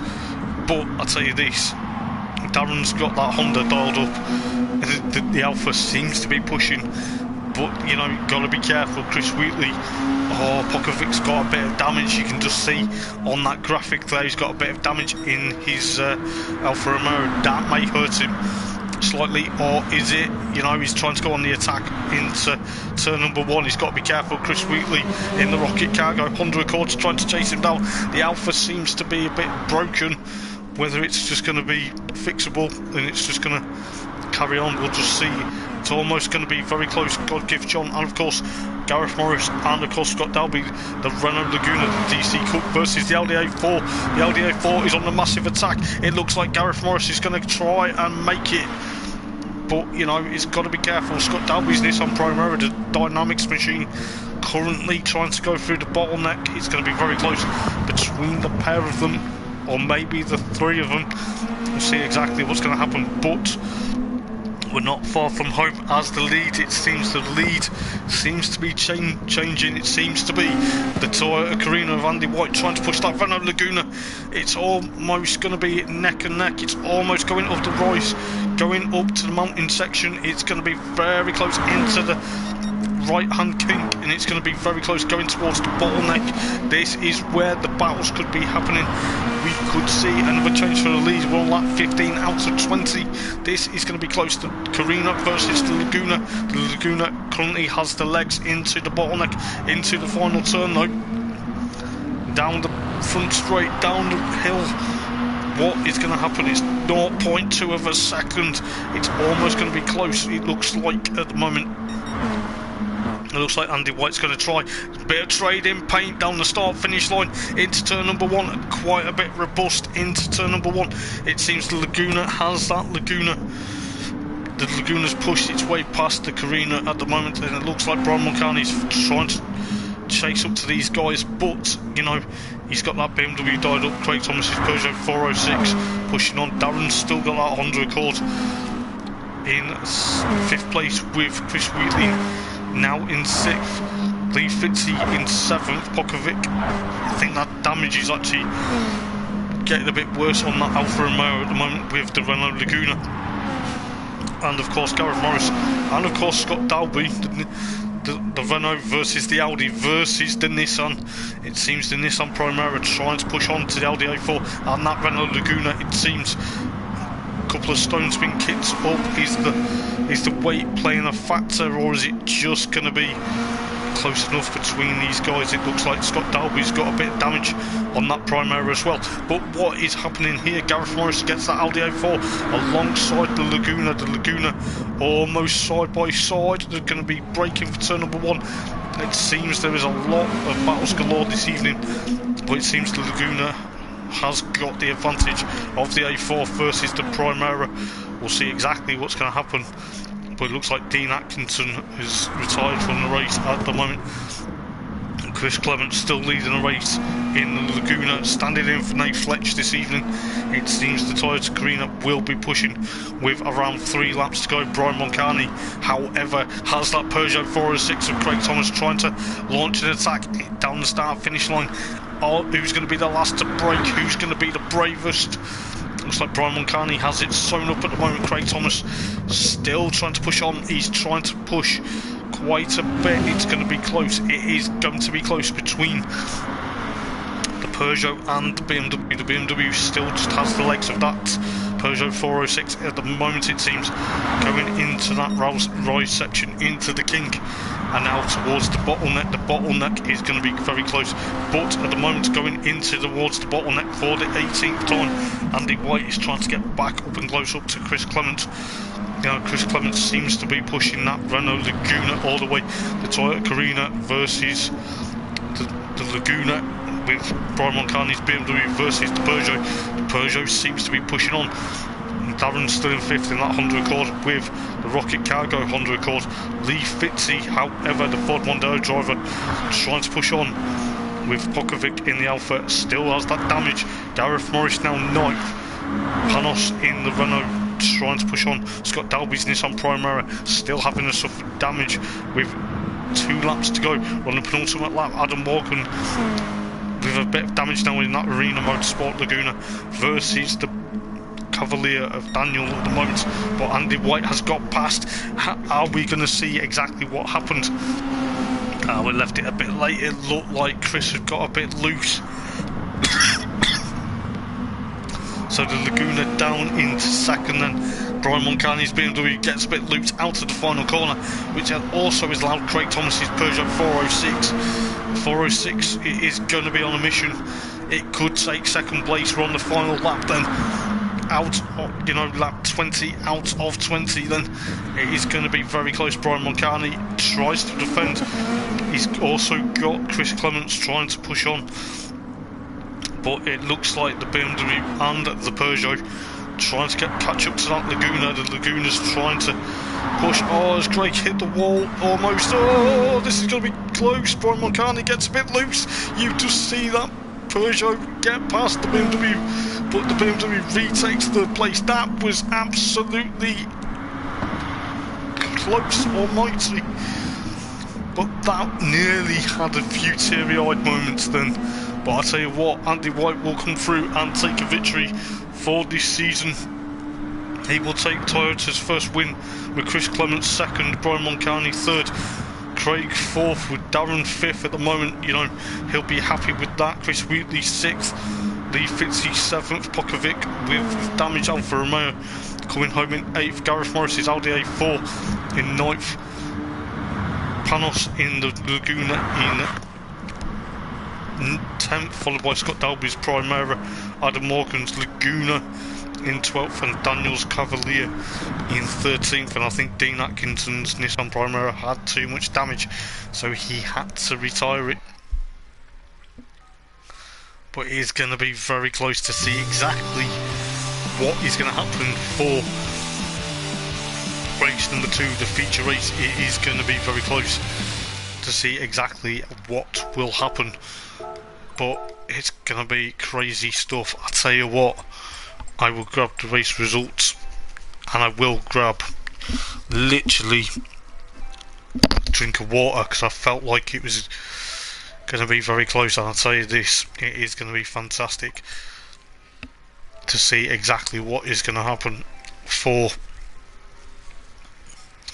an absolute epic night of racing. So in first place then, Andy White takes Toyota's first win of the season. He started from pole position, so it's almost a light to flag victory, with Chris Clements in second. Brian Moncani's BMW, thought it was going to be a heart in the mouth moment. I thought he was going to bin it, but takes BMW into third place. Then you've got Craig Thomas's Peugeot 406 in fourth. Darren Baldwin's Honda Accord, even though Darren isn't feeling too bright at the moment, still manages to finish 5th. Chris Wheatley's Rocket Cargo Honda Accord 6th, followed by Lee Fitz's Ford Mondeo in 7th. Pokovic's Alfa Romeo, seems the Alfa had a bit of damage, and you know, he had to settle for 8th. Gareth Morris's Audi A4 from being at the back, you know, for quite a bit of that race in 9th. Panos's Renault Laguna in 10th place, followed by Scott Dalby's Nissan Primera, the Dynamics one, in 11th, followed by Adam Morgan in the Arena Motorsport Renault Laguna 12th, and obviously Daniel's Vauxhall Cavalier in 13th. Dean Atkinson's Nissan Primera, it seemed to have had an issue in that race where I think it got a bit broken, and it was a bit unrepairable, so unfortunately he did not finish that race. Andy White takes the fastest lap as well as the race win and pole position for the sprint race with a 52.1 on lap number 14. That is going to be an epic race. We'll see exactly what's going to happen for the feature race, where I believe we are going to be having a 10-minute break, so I'm going to have a couple of minute break and get my voice back, and it's going to be very close to see exactly what is going to happen. So I will see you in a moment or two. Oh, and by the way, hello Dale, sorry I was too busy commentating my friend, but nice one for tuning in. Hope all is well. So we're going to be starting in around, I believe, 10 minutes time, so we'll see exactly what's going to happen. Excuse me. So I'm going to have a couple of sips of water.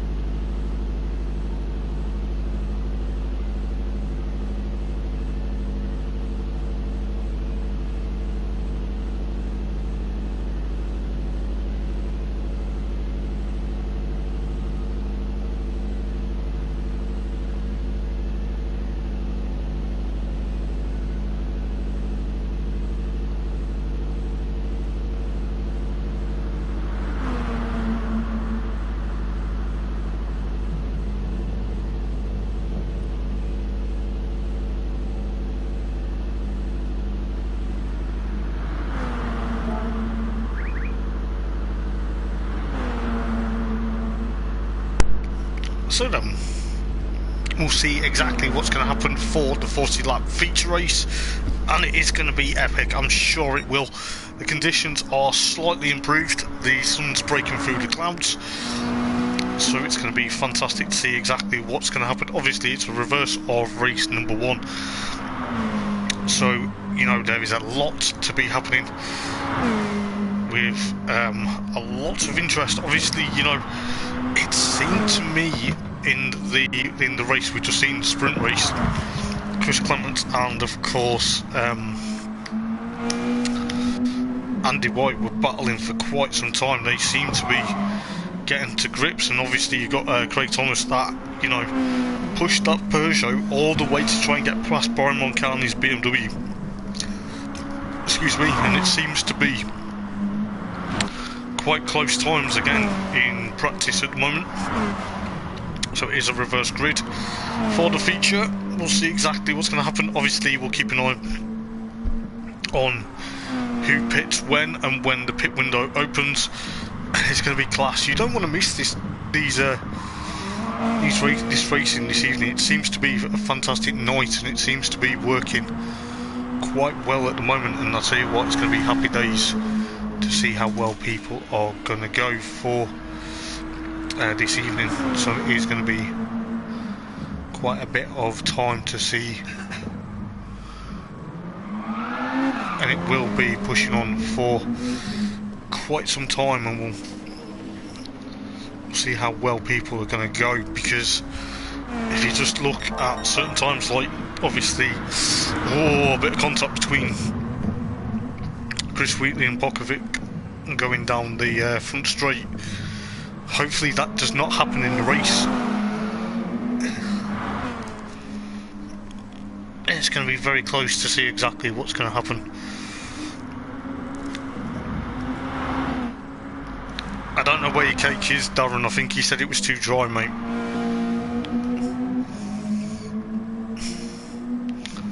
But we'll see exactly what's going to happen for this evening. It is going to be very close.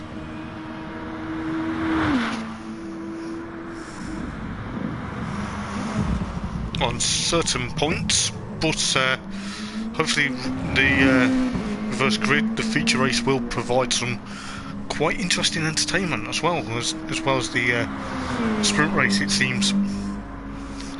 So we'll see exactly what is going to happen for a lot of things, it seems.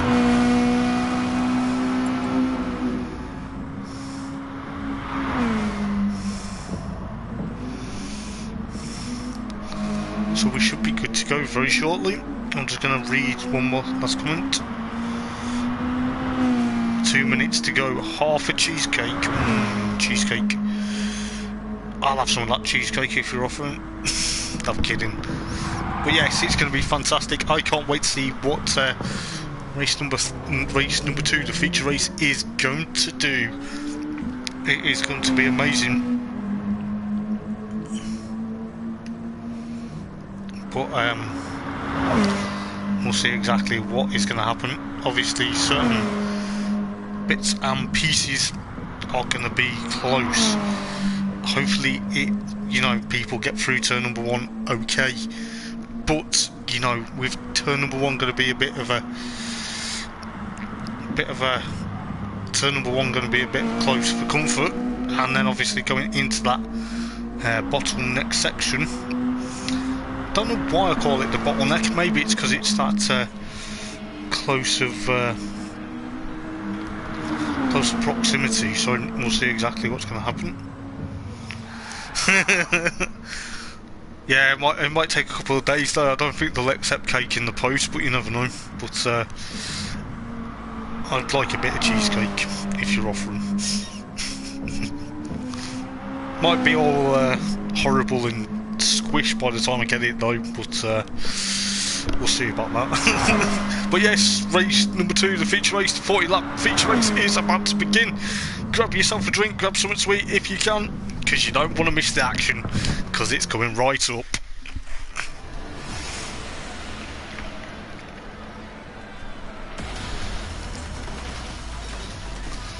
So Dean Atkinson from, of course, Daniel, followed by Adam Morgan, followed by Scott, followed by Panos, followed by Gareth Morris, Pokovic, Lee Fitzy, Chris Wheatley, and of course Darren Baldwin. But all cars are back from the green flag lap to say that they are in grid and they are in the right position. We're about to get 2 more red lights on the starting gantry. They're about to flip to green any moment now. Who's going to get a good start? It looks like at the moment quite a bit of wheel spin, but what is this? Scott Dalby already in a Team Dynamics Nissan Primera. It looks like Dean Atkinson's had a bit of an issue. He's trying to avoid carnage into turn number 1 by the looks of it. Oh, it already seems to be a bit of rough and tumble, shall I put it. It's going to be very close. It looks like 3 wide though. It looks like, oh, it's almost 3 wide going up the top of the hill towards the mountain section. It's still carrying on between Lee Fitzy and, of course, Andy White, race 1 winner Brian Mulcahy, Gareth Morris also there. And of course, Panos versus Dean Atkinson and Darren in 14th at the moment. Scott Dalby leads them into the bottleneck for the first time. It seems Daniel's got that Vauxhall Cavalier dialed up as well. Pokovic's Alpha versus Adam Morgan and of course Chris Clements. Both Lagunas, the independent of Adam Morgan versus Chris Clements versus Chris Wheatley.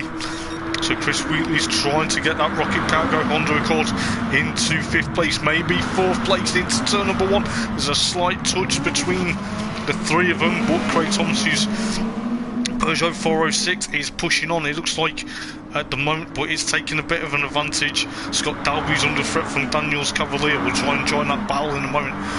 Lee Fitzy versus Brian Mulcahy, followed by Panos, followed by Gareth Morris. Oh, Dean Atkinson's clipped that ball.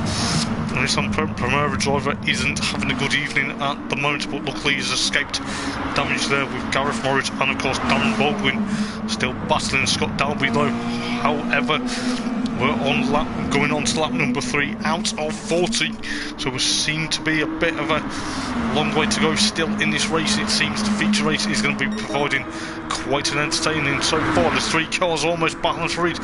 Scott Dalby gets into that bit of a box. He's got Daniel alongside him. Daniel gets that Cavalier up against the Primera. The Pokovic's Alpha trying to push on. He's trying to actually get past. He's the second of them red cars in that group at the moment, trying to push past the Nissan Primera. If he gets it, he will get past. It seems going towards the mountain section. Now towards the bottleneck. Scott Dalby has that inside line over the bottleneck. He is going to be pushing. He's got to be careful because Rusty's also behind. So the Laguna versus the Honda battle, but Scott Dalby's got away. Pokovic in the Alpha seems to be pushing all the way up. Chris Clements, however, Daniel's got a bit of a penalty. That is going to cost him. Unfortunately, I think he crossed the line just as he took it, which has allowed Scott Dalby back into the race lead. Pokovic's trying to get that Alpha versus the Laguna versus the Accord versus the Laguna and the Cavalier. Oh my days, this is going to be fantastic. We'll see exactly what's happening further back in a moment or two, but looking at the battle for with the 2 red cars, the Primera and the Alpha and the Laguna and the Accord trying to push on. It seems this is where it's going to be fantastic. This is going to be tooth and nail. This could be a literally battle for the race lead. There's almost 4 cars.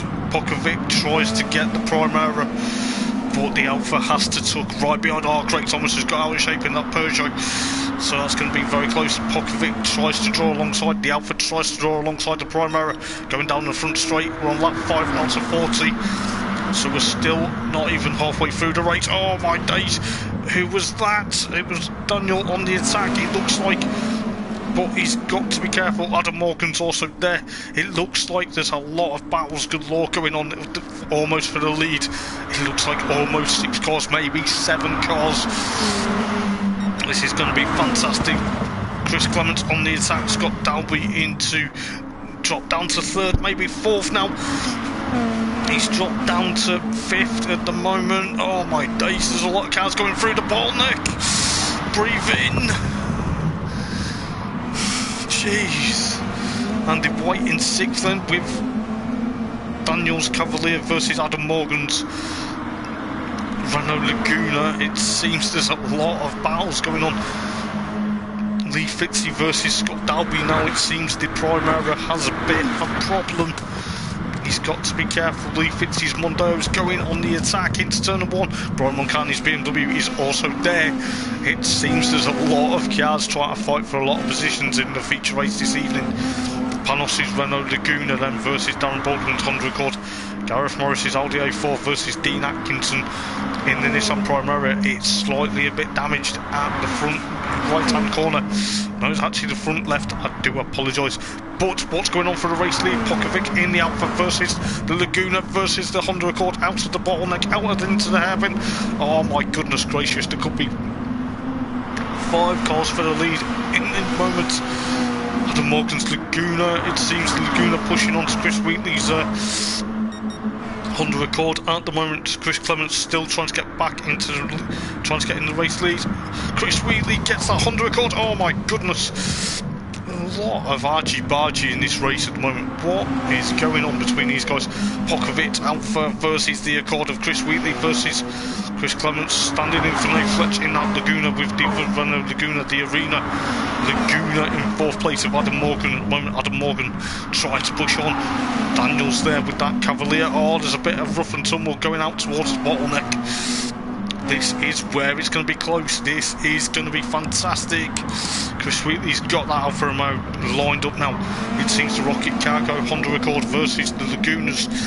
The Lagunas are coming. They are coming thick and fast.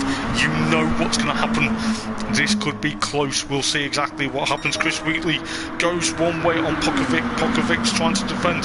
You know what's going to happen. Chris Clements there trying to try and go. There's a lot of cars fighting for space at the moment. Pokovic gets that Alphas crossed up. We know that's going to happen.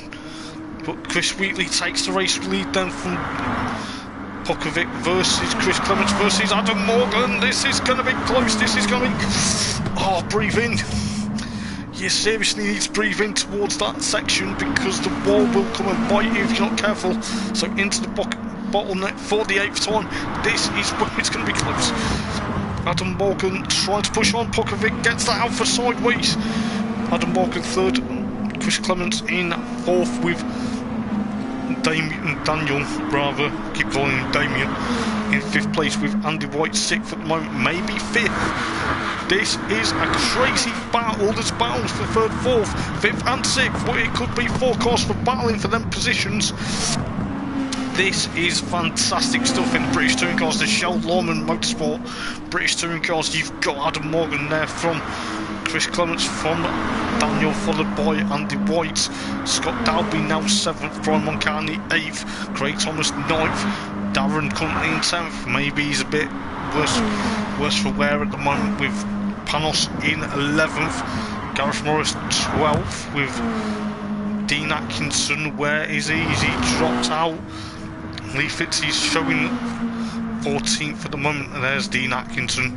Timing screen wasn't allowing me to select him for some bizarre reason, but Chris Wheatley currently leading the race from Pokovic versus Adam Morgan and Chris Clements, and of course Daniel, and of course Andy White. They're going to still battle. These guys are going to be battling. It looks like Chris Clements gets that Laguna in front of Adam Morgan's Laguna. This is why I love this championship. There's battles galore. It's going to be fantastic. You know, Chris Clements still holding on for 3rd place at the moment, going towards the mountain section. That wall nearly hit a few guys there. It seems they're racing up the mountain towards the bottleneck for the 10th time then, so around the 30 laps to go in the feature race for this evening. This is going to be very close. We'll see exactly what's going to happen, but Pokovic is trying to get that Alpha up to that Honda Accord of Chris Wheatley at the moment. So looking at Chris Clements, Renault Laguna at the moment, doing a fantastic job standing in for Nate Fletch, so you know it's going to be very close. Adam Morgan's Laguna, the Arena sponsored, or the Arena prepared Laguna, versus Daniel's Cavalier, versus Andy White's Toyota Carina. It seems there's a lot. Brian Moncani 8th, not 7th in that BMW, I do apologise. And then you've got Scott Dalby in the Team Dynamics Nissan versus Craig Thomas's Peugeot 406. The 406 is almost up and close to that Team Dynamics run Nissan Primera. This could be fantastic. It's almost like Matt Neal versus Tim Harvey back in '98 at the British Touring Car Championship, but it's not. It's Scott Dalby versus Craig Thomas. Craig tries to get that Peugeot alongside that Primera. This is fantastic stuff. I can't believe what I'm seeing. We're on lap 12 almost. And this is what is fantastic about this championship. Craig Thomas tries to get that Peugeot alongside the Dynamics Primera.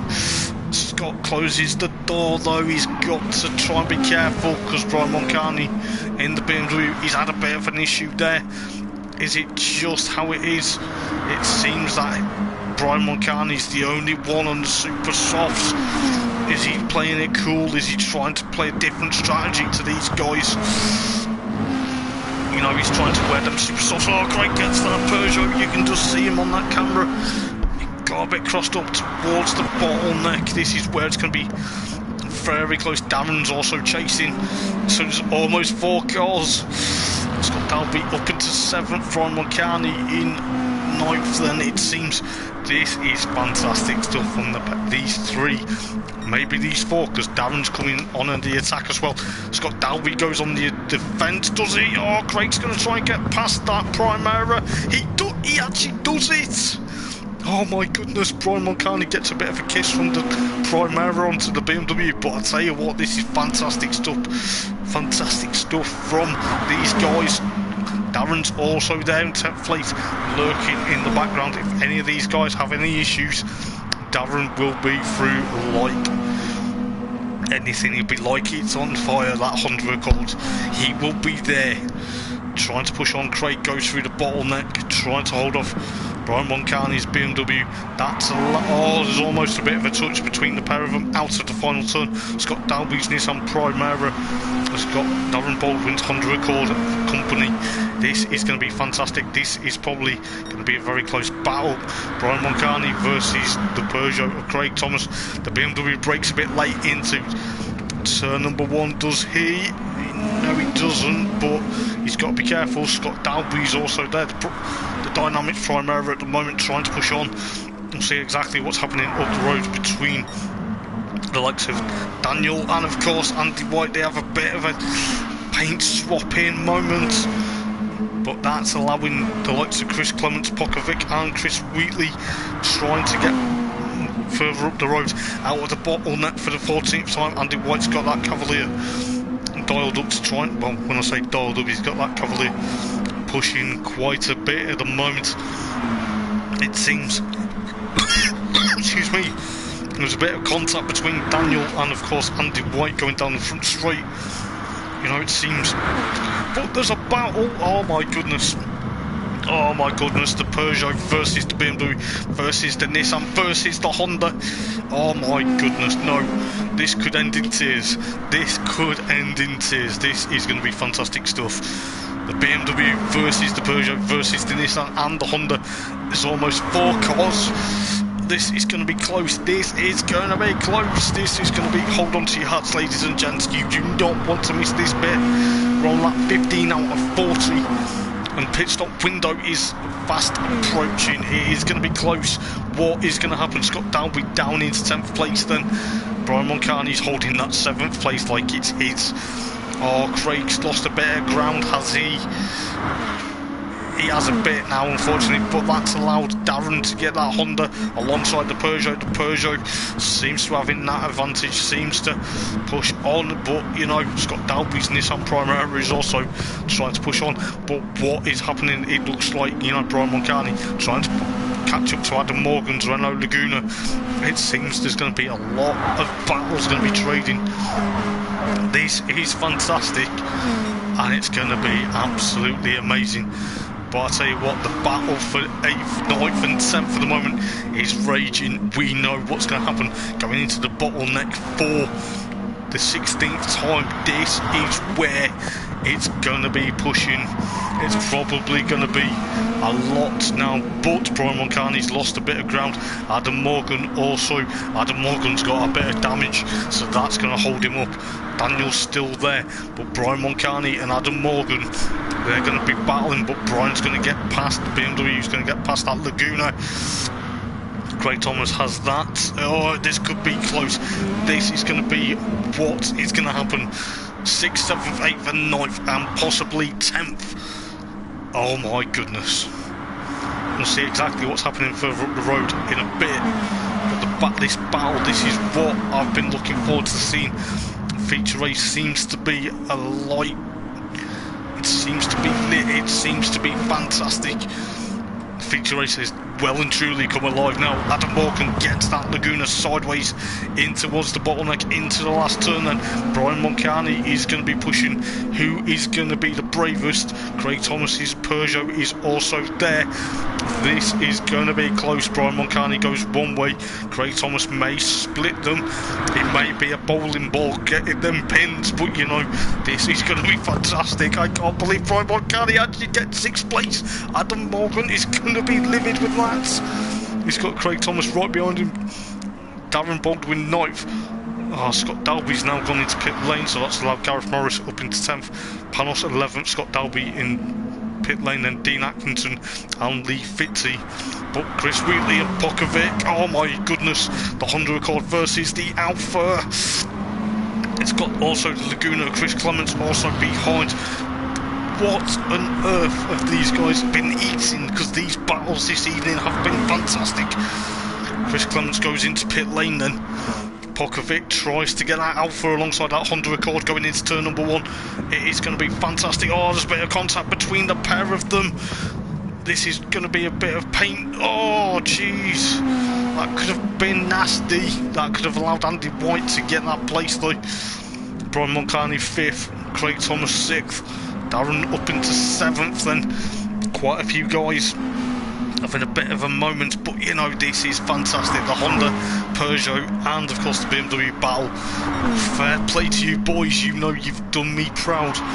But we're on lap 19 out of 40, so we're not far away from half distance, but this is going to be very close. I tell you what, it's going to be fantastic, but we'll see exactly what's going to happen.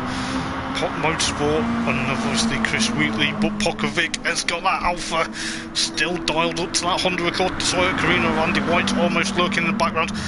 They're almost on the attack again, going into turn number 1.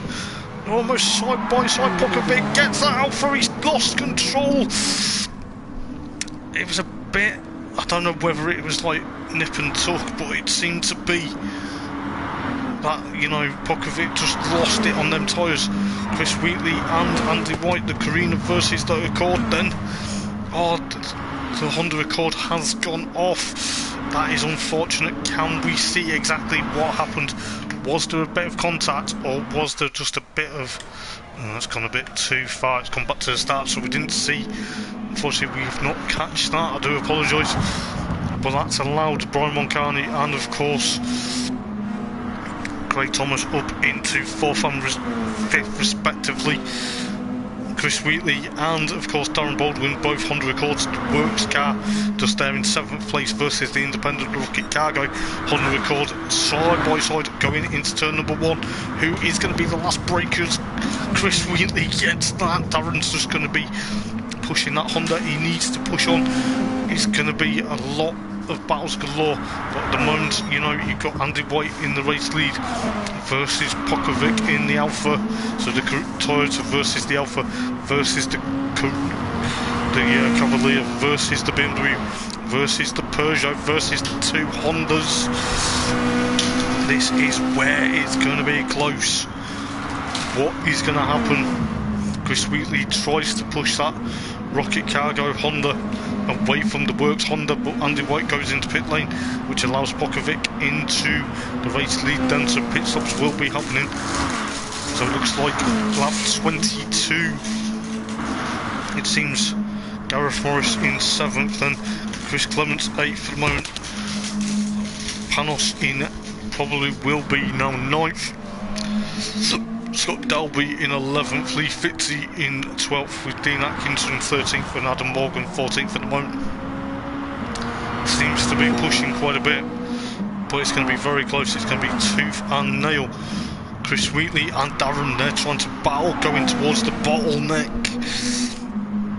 This is where the battles galore happen. Lap 22 out of 40, so you know, still a bit of way to go. It's going to be fantastic stuff. Darren thinks about making a move on Chris Wheatley, but is he going to get that move done, or they're both going to dive into pit lane? It is yet to be seen, but this is where it's going to be very close.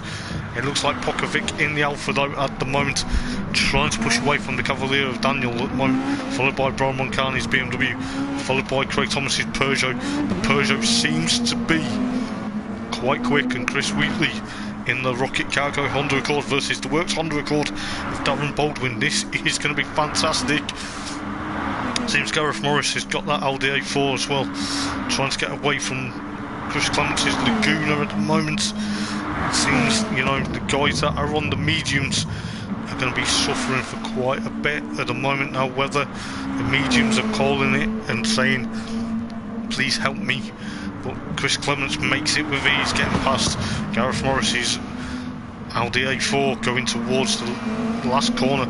So Daniel goes into pit lane, Brian Moncani also into pit lane. It looked like Daniel was also on the super softs. Gareth Morris jumps into pit lane, so there's quite a few people now into pit lane. Chris Wheatley and Darren, they're still out there trying to push on the racing super softs. You can just see Chris Wheatley's also on the super softs.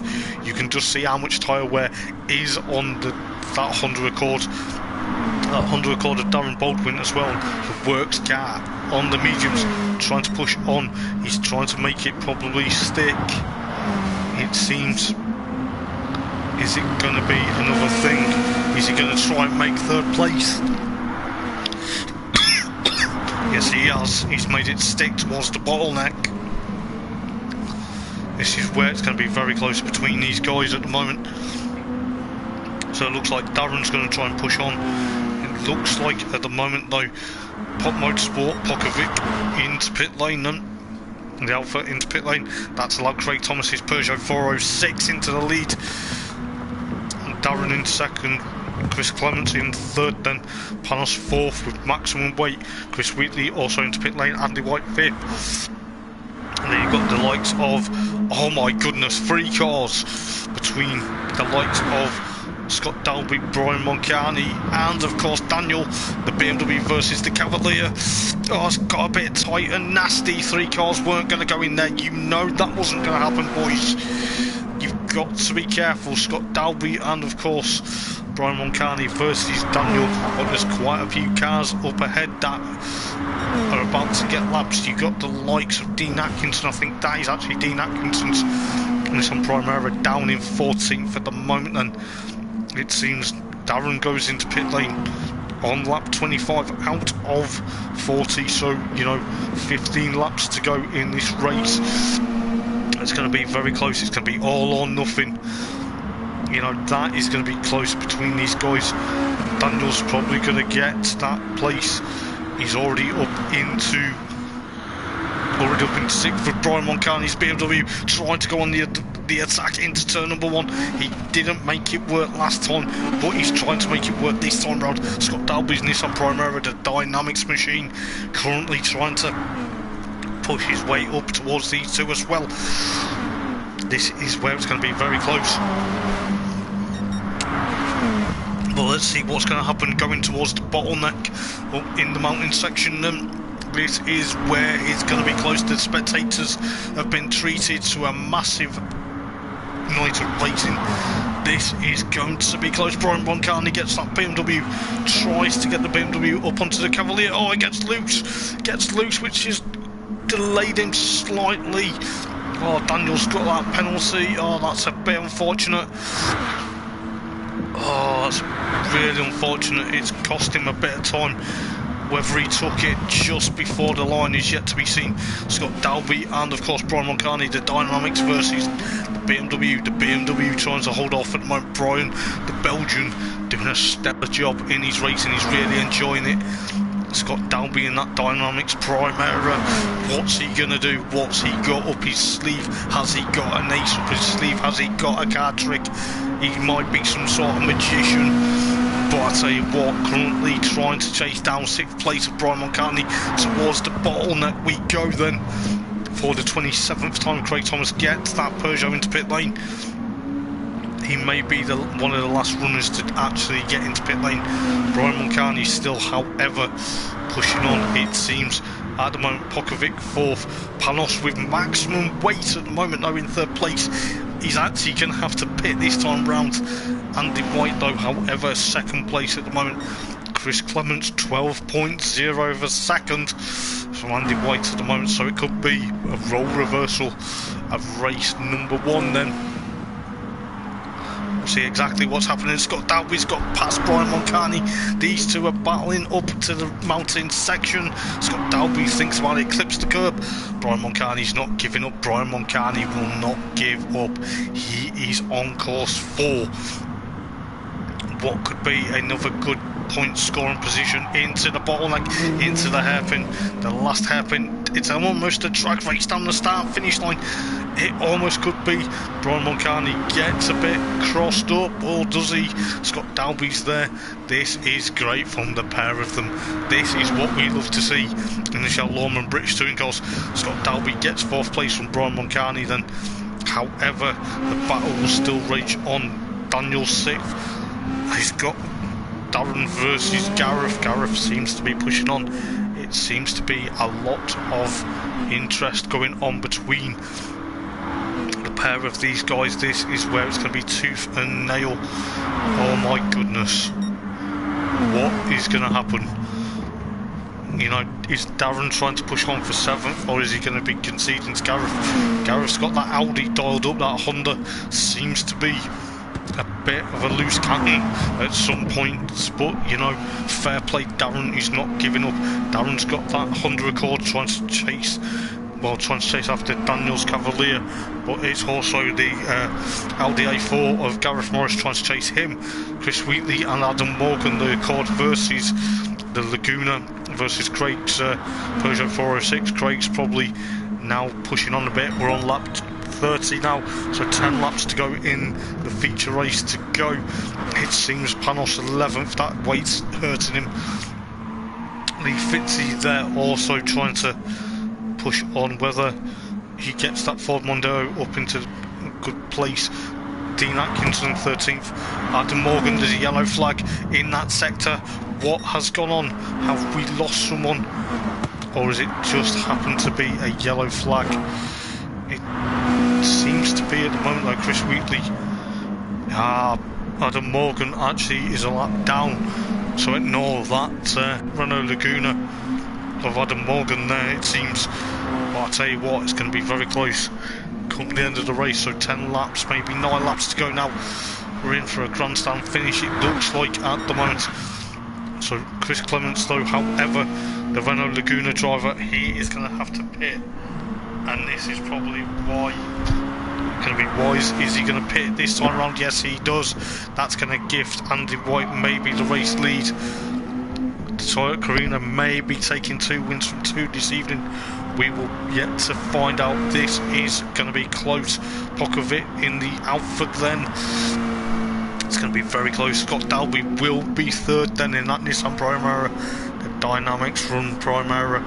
He will be absolutely happy. He will be buzzing. But what's this? Chris Clements out in 3rd place though. He's pipped Scott Dalby, but he will be on colder tyres. This is close. 8 laps to go in this race. What is going on? This is mad. It is going to be very close. But looking at Chris Clements there trying to push on. Scott Dalby in 4th. Brian Mulcahy now 5th. Easing away from Darren Baldwin's Honda Accord, but Darren is catching up. Gareth Morris's Audi A4 trying to catch up as well. So the BMW driver's struggling at the moment. Is he? Or is he just pushing on? It's yet to find out. It's going to be an absolute nail-biting finish with around 7 laps to go this time round. this is where the drivers will have to try and push on.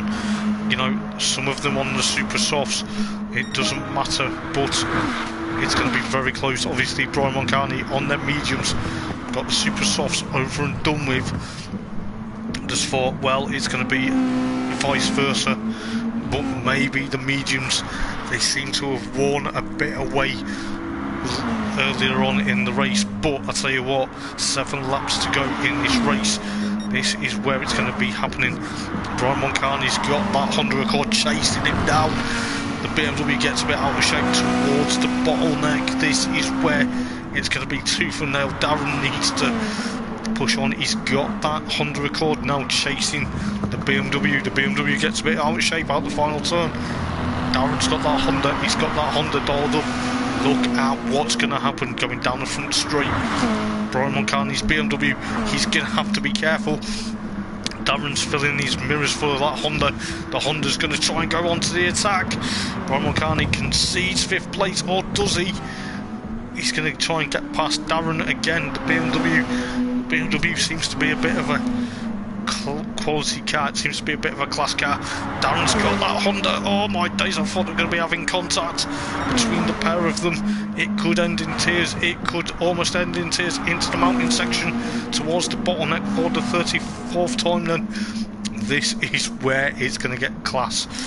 It is going to be fantastic. I can't wait to see what the outcome is in a moment or two, but this is where it's going to be very close. Scott Dalby, however, Brian Moncani gets that BMW snaking out of the final turn, so that's cost him a bit of ground to Darren, or has it? No, it hasn't. It's actually still put him 0.2 of a second going into the first turn. Brian Moncani's trying to give Darren a bit of a helping hand through that first turn. It seems the BMW yet again snaking at the front. It seems the BMW is suffering, or is it just the way the mediums are working for him at the moment? It seems so. Brian Moncani pushes that BMW up towards the Honda Accord. We'll see exactly what's happening further up the road, but at the moment Andy White is 5.1 of a second from Pokovic's Alfa Romeo. The Alfa almost trying to catch up to that Toyota, but the Toyota's got the advantage this evening by the looks of it. Chris Clements in 3rd, then Scott Dalby in 4th in the Dynamics from Primera, with around 4 laps to go in this race. Darren currently pushing in 5th place, the Honda Accord driver. 5th place, Brian Moncani's BMW. 6th then with Gareth Morris. 7th in the Audi A4. Chris Wheatley currently in 8th in that Honda Accord, the Rocket Cargo one, versus Craig Thomas's Peugeot 406. 406, the green and gold machine, trying to push up to Chris Wheatley's independent run Honda Accord. It seems the Honda trying to push on. Panos in that maximum weighted Renault Laguna, the DC Cook machine, pushing quite a bit on, it seems. Daniel in 11th in the Cavalier, then followed by Lee Fitzy in 12th with the Ford Mondeo, with Adam Morgan 13th in the Arena Motorsport Renault Laguna. But it looks like Dean Atkinson's Nissan Primera has had a bit of issues. It looks at the moment then with around 4 laps to go, it could be very close to see exactly what's happening. Scott Dalby though, however, 4th in that Dynamics Primera, the Matt Neal Nissan Primera of 98 and 99. It seems that Scott's going to try and push on. You know how well Scott does. He's got Darren Baldwin chasing him down though, so Honda, the Honda driver, trying to push up to that Dynamics Nissan, so it's almost like James Thompson or Peter Cox back in 98 trying to push up to Matt Neal, but it is not. It's Scott Dalby versus Darren Baldwin. The gap's considerably coming down with round about 2 laps to go in this race. This is going to be fantastic. This could be a grandstand finish for some of these guys. We'll see exactly what's happening. Brian Moncani, however, the BMW now has to concede to 6th place, but it will be fantastic. It will still be another point scoring position, but looking at what's happening at the moment, Darren's got that Honda Accord dialed. He's going to try and get Scott Dalby for 4th, is he? The Nissan Primera is going to hold on, and it looks like Dean Atkinson has had a bit of a rough night by the looks of it. So the Nissan Primera has retired, unfortunately, from the race. Darren Baldwin with that Honda Accord getting up to Scott Dalby's Dynamics Nissan Primera. We're on to the penultimate lap very shortly. This could be very close. Darren thinks about it. Darren thinks about it going down the start finish line. They're almost neck and neck. Darren's going to try and make a move into turn number 1. This is fantastic stuff. Side by side into turn number 1. The Accord versus the Primera. The Primera has to concede to 4th place at the moment then, but the Primera's still got the legs of that Honda. He's got the Honda. We'll try and go on board with Scott Dalby for the time being. We'll see exactly what's going to happen, but you know, he's chasing after Darren Baldwin. He's 0.4 of a second. The Honda is just about there, but I tell you what, it is fantastic stuff to see exactly what is going to happen. But I tell you what, Darren will try and push on. You know how well Darren races, but at the moment then, Chris Clements and of course Pokovic. Oh, Chris Clements has lost ground now. He was almost to the back of Pokovic's Alpha. Seems there's a lot of moments, but Pokovic is almost out of fuel in that Alfa Romeo. The Alpha's been pushed too hard, but I tell you what is going on. Andy White going through the bottleneck for the last time, into the hairpin for the last time as well, and he's about to take a double victory here at Sardegna for the Chell Lawman British Touring Car Championship. Andy White is about to cross the line and take another victory this evening. What a race! And I'll say what, Pokovic is going to take Alfa Romeo onto the podium in 3rd, with Chris Clements standing in for Nate Fletch in 3rd. And it looks like the battle for 4th. Darren is going to take 4th in what was an absolute epic battle between him and Scott Dalby. Fair play to the both of them. Brian Moncani in 6th then, with Gareth Morris 7th. Craig Thomas in 8th in that Peugeot. It seems the Peugeot had the legs eventually. Panos in 9th then, Daniel in 10th. And it looked like Chris Wheatley unfortunately finished 12th, Lee Fitzy in 11th, and Adam Morgan 13th. What a night of racing. My voice is well and truly gone. But what an absolute epic night of racing from these guys. It seems like we've had some quite topsy-turvy results as well. But Andy White takes another victory, and it was absolutely fantastic. I can't believe how well it has been. You know, I was kind of a bit worried about tonight, thinking, you know, this track with all the walls coming and jumping at you. But yes, we will go through the race results very quickly, and we will get a bit of a thought for the moment or two. But this has been fantastic. So I will go through the feature race results. Andy White takes the race win for Toyota yet again, followed by Pokovic's Alfa Romeo from Chris Clements' Renault Laguna, and then you've got Darren Baldwin taking 4th on the penultimate lap, and it seems to be worked. It seems to have worked quite well this time round. Scott Dalby has to settle for 5th in the Dynamics Run Primera, followed by Brian Moncani's BMW. Whether the BMW was on the wrong tyres to start with, and it was just a bit of a decision or a bit of a gamble, and I tell you what, but that was an absolute epic battle. Gareth Morris in the Audi 7th, Craig Thomas's Peugeot 406, with Panos, his Laguna, in 9th, so Craig finishes 8th. Daniel in the Cavalier 10th, followed by Lee Fitzy's Ford Mondeo in 11th, followed by Chris Wheatley's Honda Accord, and then Adam Morgan's Renault Laguna. Sadly, Dean Atkinson's Nissan Primera seems to have a bit of issues this evening. Hopefully it is sorted for next week. But then Chris Clements standing in for Nate Fletch gets a 51.9. That was absolute what we were going to find out, but he did that on the last penultimate lap of the race. And I'll tell you what, guys, as you can tell, my voice is absolutely gone.